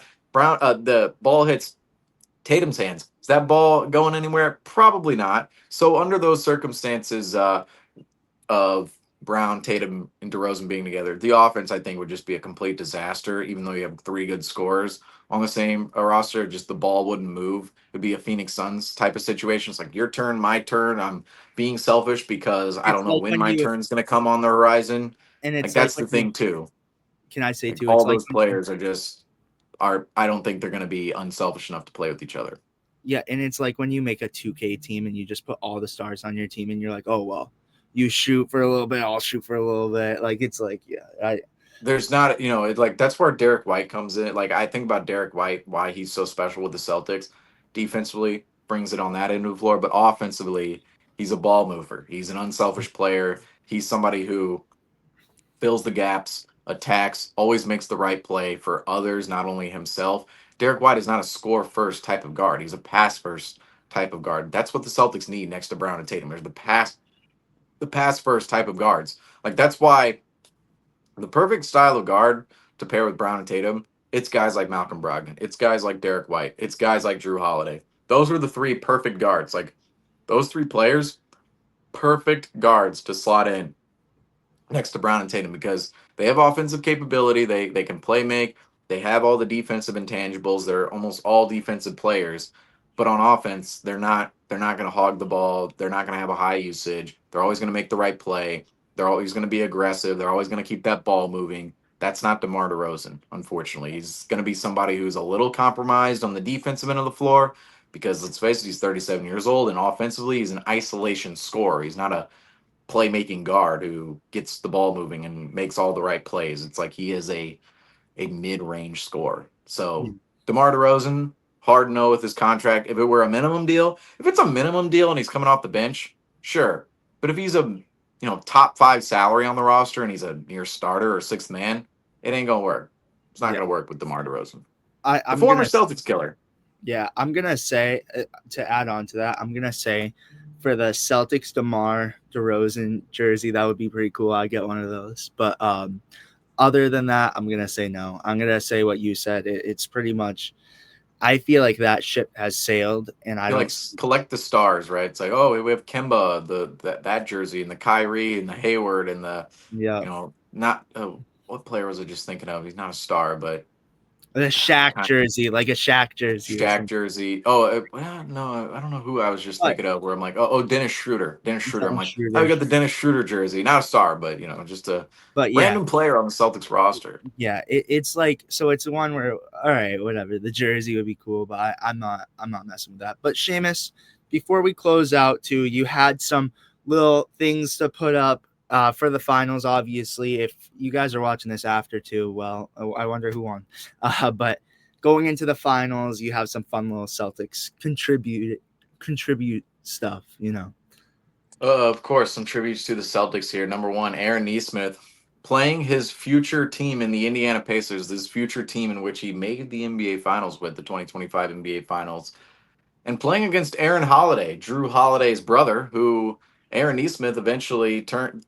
If you look at the asset, if you look at the string of assets the Celtics put together in order to get Drew Holiday, Aaron Nesmith is within that string. Aaron Nesmith traded alongside Daniel Tice and a couple other Celtics players to the Indiana Pacers. We know that's how Aaron Nesmith wound up in Indiana in the first place, traded with Daniel Tice, a couple other Celtics players to the Pacers in exchange for Malcolm Brogdon, who the Celtics then flipped a season later. Next offseason in 2023, Nesmith was traded to the Pacers in 2022. In 2023, the Celtics trade Brogdon, Robert Williams, and a couple other assets to the Portland Trailblazers for Drew Holiday. And now the Celtics, we don't know if the Celtics are going to trade Drew Holiday or not this summer. It's obviously where the rumors are flying around everywhere when it comes to Drew. But um, but Aaron Nesmith totally lost the point here. Aaron Nesmith was turned into Drew Holiday at the end of the day. Now the Celtics maybe trying to get rid of Drew Holiday, Aaron Nesmith in the NBA Finals. So I think it worked out for every team. It's like one of those deals that just works out for every team. You know, Aaron Nesmith, a starter in the finals for the Pacers, and then Drew Holiday won the championship with the Celtics. Now the Celtics trying to get further assets out of Drew. So that was pretty interesting with this picture right here. Just Aaron Nesmith facing Aaron Holiday, Drew Holiday's brother, who's now on the Houston Rockets, but facing his future NBA team in the Indiana Pacers here. But we have more tributes to give out and connections really to this NBA final series between the Pacers and Thunder. From the Celtics perspective, this is Rick Carlisle, Pacers head coach. Rick Carlisle playing for the Celtics in the 80s, a champion with the Celtics back in the 80s. Rick Carlisle was. And you think about Rick Carlisle in NBA history, a champion with the Celtics, a champion with the storied 2011 Mavericks, and now he's vying for maybe another title with the Indiana Pacers. And if the Pacers pull out a title in 2025, Rick Carlisle, I mean, he has one of the more rare, two of the more rare titles in NBA history, 2011 Mavs and maybe 2025 Pacers if they can pull through. But here's Rick Carlisle playing with the Celtics. We talked to Dan Shaughnessy about Rick Carlisle about 2 months ago when we interviewed him on the Celtics Talk Weekly special edition program. Everybody go check that out from a couple months ago. Dan Shaughnessy, that interview. We talked a little bit about Rick Carlisle in there, a couple of Rick Carlisle stories. So Rick Carlisle coaching on the sidelines for the Indiana Pacers. However, on the other sidelines, you look across the way to the other coach's box. It's Mark Daigneault. Mark Daigneault. This is just a random headline. Mark Daigneault named head coach to D League affiliate, which D League affiliate here. It's now the G League, folks. It's now the Gatorade League, but it used to be called the D League, the developmental league. And this was when Mark Daigneault was named the head coach of the Oklahoma City 66ers. So think about Mark Daigneault's journey to where he is right now as head coach of just a historic Oklahoma City Thunder team, winning 68 games, blowing through the playoffs, vying for an NBA title right now. It all started in the G League for Mark Daigneault with Oklahoma City's G League team, in which no longer owns the name of the 66ers. A little hard when you don't have a front tooth for that one. But Mark Daigneault, more connections here to New England. Number one, Mark Daigneault started his coaching career at Holy Cross up there in New England. And not only that, Mark Daigneault is from Justin Lowe's hometown of Leominster. Yesterday I called it Leo Minster, but folks, it's Leominster. It's Leominster up in New England. That's where Mark Daigneault's from. That's where Justin Lowe is from. All-time greats produced in Leominster, as you can see with those two names. But this is just a random headline from when Daigneault was named head coach of the Oklahoma City 66 the D League affiliate. The tooth is rough right now. I have 66ers. 66. That's why they changed the name. That is why they changed the name of this team. 66ers. But Mark Daigneault in the NBA Finals, New England guy through and through. So another connection on the other, a connection to the New England area, not the Celtics necessarily, but just the New England area for the Oklahoma City Thunder and their coach's box. However, more Celtics connections for the Thunder. Al Horford. Al Horford, an integral part of the Thunder making their way to the NBA title this year. And not, well, we don't know if the Thunder are winning the title yet or not. We it's 750. Don't know yet. But the Thunder, if they win the title this year, they're going to look back and go, oh, Al Horford. Now, was he a huge part? No, but he was there in 2021, a rough season for the Thunder. The Thunder sat him down second half of the year, gave him a little bit of rest because Al Horford was actually making that team better. Nobody remembers the Thunder were overachieving in 2021 and when they wanted to tank, and they sat Al Horford down for the second half of the season and went on just in it. The Thunder finished the season that year in 2021, I want to say 1-25. It was seriously that egregious, and I believe it was one.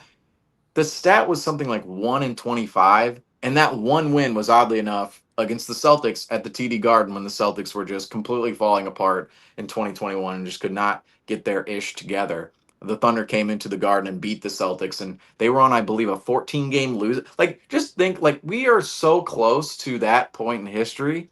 2021, the Thunder were on a 14-game losing streak coming into Boston. They lay a W on the Celtics, or lay an L on the Celtics, rather, grab a W for themselves. And that's a period where Al Horford, he's not on the Celtics, he's with the Thunder. He's sitting out, not even the Thunder on a 14-game losing streak. And now, 4 years later, Al Horford, he's back on the Celtics. He's wearing a Celtics ring. The Thunder are now in the finals. They just won 68 games. Just a reminder how quickly things can really change in the NBA from just 4 years ago in 2021. It just does not seem like it was that long ago yet. You look at that picture right there, Al Horford with the Oklahoma City Thunder, that it almost feels like a fever dream now. It's like, wow, Yes. did that really happen? He was really with the Sixers and the Thunder. It feels like he's been here the entire time. But you could say it worked out great for both teams, the Celtics and the Thunder. And of course, the Celtics traded Kimball Walker that summer, 2021, for Al Horford. Funny tidbit about that though, the Celtics traded the 16th overall pick and Kimball Walker for Al Horford. The 16th overall pick that year. Do you know who it became? I don't. Alperen Şengün. Alperen Şengün, the Thunder traded that pick to the Houston Rockets. So not the greatest of deals for the Thunder whatsoever there, but But it was Alperen Şengün my thing, essentially and Kemba yeah. Walker for Al Horford. That's one of those where it's like, I think the trade was very like you would do that trade again if you're the Celtics for sure, winning the ring and getting Al Horford back in the history of him. But you look at it in the long run and go, hey, yeah, you did give up an all star. But I'll say with that, you could have Sekou Duyumboya at pick number 16. Like you could have had, trying to think of other guys who have gone around that area. You could have had a very like Alperen Şengün, he's an all star. You could have had a player at 16 that year that was like not making a rotation anywhere and still hasn't made a rotation. So it's just one of those things like when you trade away a draft pick, it's like, oh my goodness, this draft pick became this guy. But you look at the range, it's like, okay, a draft pick can easily become like, okay, an all star was taken 16th and then 17th. It's like, here's a guy who was never even featured in the NBA. So it's one of those things where you kind of look at it and go, uh, if the picks were made a little bit differently, the trade would be looked at a little bit differently. But I'm going back to the 2021 NBA draft real quick. I'm trying to get the gears rolling here in the brain. So pick number 16, Alperen Şengün, traded to the Rockets. 17 was Trey Murphy, great pick there. Traded to the Pelicans. So the Thunder and Grizzlies, they draft Şengün and Murphy, two great picks. They trade them to the Rockets and Pelicans. That's rough. The Thunder draft Trey Mann, decent pick, not the greatest, but decent. It's like okay value for that point in the draft. Kai Jones, nope. Jaylen Johnson, great pick there. Keon Johnson, nah. Isaiah Jackson, okay pick considering who went after him. Usman Garuba, Josh Christopher. You have Quentin Grimes. Quentin Grimes, all right. Bones Highland, Cam Thomas, Jaden Springer, 28th, Dayron Sharp, Santi Aldama. So, if any of those players are picked outside of Şengün, that trade's looked at a little bit differently for the Celtics and Thunder. But I don't know. I'm just kind of rambling on. I don't know how I got on the 2021 NBA draft other than the fact that the Celtics technically traded Alperen Şengün for Al Horford. And now you see like Alperen Şengün on the Rockets, the Celtics and Thunder, likely both with rings. Al Horford with the ring. It's like you think, this trade, really, like the Thunder and Rockets, they kind of fleeced Alperen Şengün away from the Celtics, and Alperen Şengün, the Rockets fleeced from the Oklahoma City Thunder. Yet it works out for everybody. The Rockets, they would love to have Şengün. They're having a great time with him. The Celtics win a ring, the Thunder win a ring. Sort of just worked out for everybody, even though you could look at it and go, they should have done this, should have done that. Kind of worked out for everybody. And that's what you like to see in the NBA. Oh yeah, definitely. I will say Kemba Walker is one of my favorite Celtics of all time. I'm a big Kemba guy. I loved Kemba in Boston. I do have to say Such that. an unselfish personality and Oh such a just uplifting spirit in the locker room. Like I've never seen somebody emit that much positivity and be like, if you're talking about the development of Brown and Tatum, Kemba Walker had a lot to do with that. And Brown and Tatum getting to the title in 2024, that's everything that Kemba talked about in 20 and 21 and even 2019 when he yeah. was in the organization with the Celtics. It was all about the development of Brown and Tatum and how special those two are and the heights in which they can ascend to. And it's a little bittersweet knowing Kemba never got to those heights with Brown and Tatum, but at the same time, he was, talk about the bridge year coming next year. Kemba Walker was part of the bridge for Brown and Tatum to go and win the title. So was Isaiah Thomas as well back in the day. But Kemba Walker more so interactively with Brown and Tatum himself. I mean, like cannot say enough good things about Kemba. Absolutely cannot say enough good things about Kemba. Oh no, I was a big Walker fan, and I had two of his. I think they're still over here. I have two Kemba Walker jerseys. And it was funny actually. I'm gonna try to pull this up for you guys too. The first Celtics game I went to was actually a Kemba Walker game when he was on the roster, but he was injured and didn't play. And actually, another funny fact about that game too, that was it? It, I I might be getting it wrong, but that was a game where Jaylen Brown and Jason Tatum both got injured, and Taco Fall came in after it, and I literally missed the Taco Against the Fall. Blazers in 2021. Yeah, I think Walker was still on the team, right? No, I yeah, he was on Yeah. the team from June, well, like June 30th, 2019 to June of 2021. Okay, So two so yeah, seasons, and those 3 were different like, years. I will admit I was like a huge Walker fan. But even with Al Horford, Seamus, is it kind of funny? Like it's so weird those years, with the Sixers and the Thunder. It feels weird because, you know, Al Horford, I think will when he retires will be remembered as a Hawk and a Celtic. Like you won't think of those I was teams. thinking about this. I don't even know if I gave this out on this podcast. Al Horford is gonna like Imagine a player. I think I was talking with Franco about this. Imagine a player like say Pritchard played here for 10 years, right? Now it's like different for Pritchard, I guess. I don't know. Like imagine we had an all star who played here for 10 years, made a bunch of appearances, and then all of a sudden signs with another team in free agency and then becomes more of the face for that. Like I think in time, Al Horford is going to be remembered as a Celtic because he did some of his most important NBA work and winning with the Celtics. Straight up, like you're just talking about winning in the playoffs. It's Al Horford with the Celtics. It's Al Horford with the Hawks. Had some good moments, but I'm never going to remember Al Horford in that neon green Hawks jersey or that or the old blue Hawks jersey. I'll never. I mean, obviously you can remember that, but I'm never like from first thought of Al Horford. I think most people are going to think about the Celtics because of the ring and just because of the years. Like he's been with the Celtics as many years now as been with the Hawks, which is Yeah, insane to say. I Or will. it's close. It's close. I should say it's not as. I don't think he has as many years with the Celtics right now, but it's close. It's close. All right, so this is what I was going to pull up for you, Seamus. Obviously, big Kemba Walker guy, big fan of him. But one thing where I was like, all right, I'm not starting to be as big of a Kemba Walker fan as I was because every post game interview, he would wear a Yankees hat. Oh, And that that frustrated me. I can't get over that. Love Kemba, but the Yankees hats was not a fan. Was not a fan. I was like, see, even Tatum wearing the Cardinals hats, all right, that's fine. You're from St. Louis. But Kemba with those Yankees hats, I don't know. yeah, a little Wasn't rough. wasn't a fan. He is from New York, though. I will say. Yeah, so it's hometown, but still, it was like there was someone too that posted like a picture of him with like 20 different Yankees hats. And like I remember that was like back then. I feel like on my like phone, that was a big controversy too. And I wasn't the only one. Like, come on, why are you repping a Yankees hat when the Red Sox are right down the road, Like, I don't know. Yeah, I'm with you. from New York, the hometown stuff. It's the hometown It's stuff. the hometown stuff. It really But is. I'm gonna point this out real quick on Al Horford. 9 years with Atlanta, 7 with Boston. So 9 seasons with Atlanta, 7 seasons with Boston. What makes that frustrating is it's actually been 9 years since he signed with the Celtics in 2016.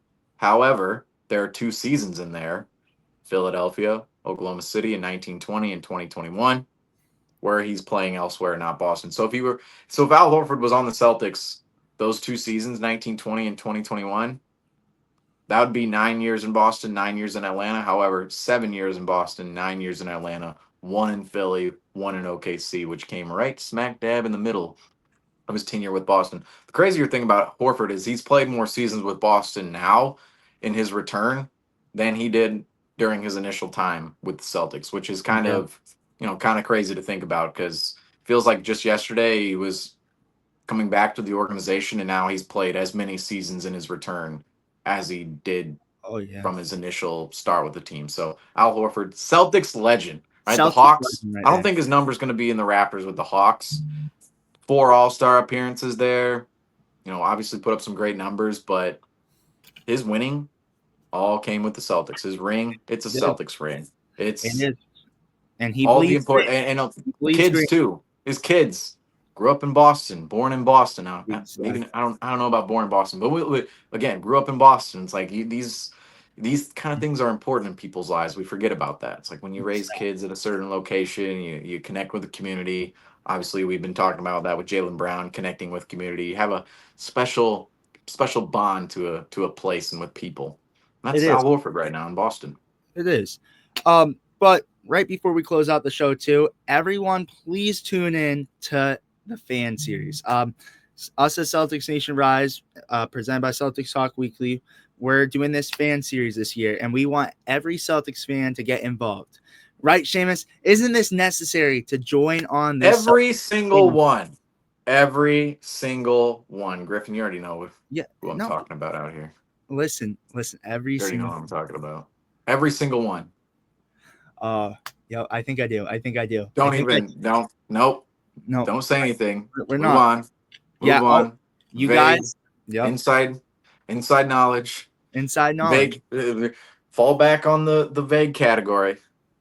Listen, so you gotta tune in, and if you guys want to be a part of it, remember, comment down below, either here, Celtics Talk Weekly, or even on our IG. We will see it and we will reach out to you. But with that being said, that's gonna do it for the show, everyone. Thank you guys so much for watching again. We will see you guys with the next one. Off-season content is gonna be a little crazy, obviously, when moves come.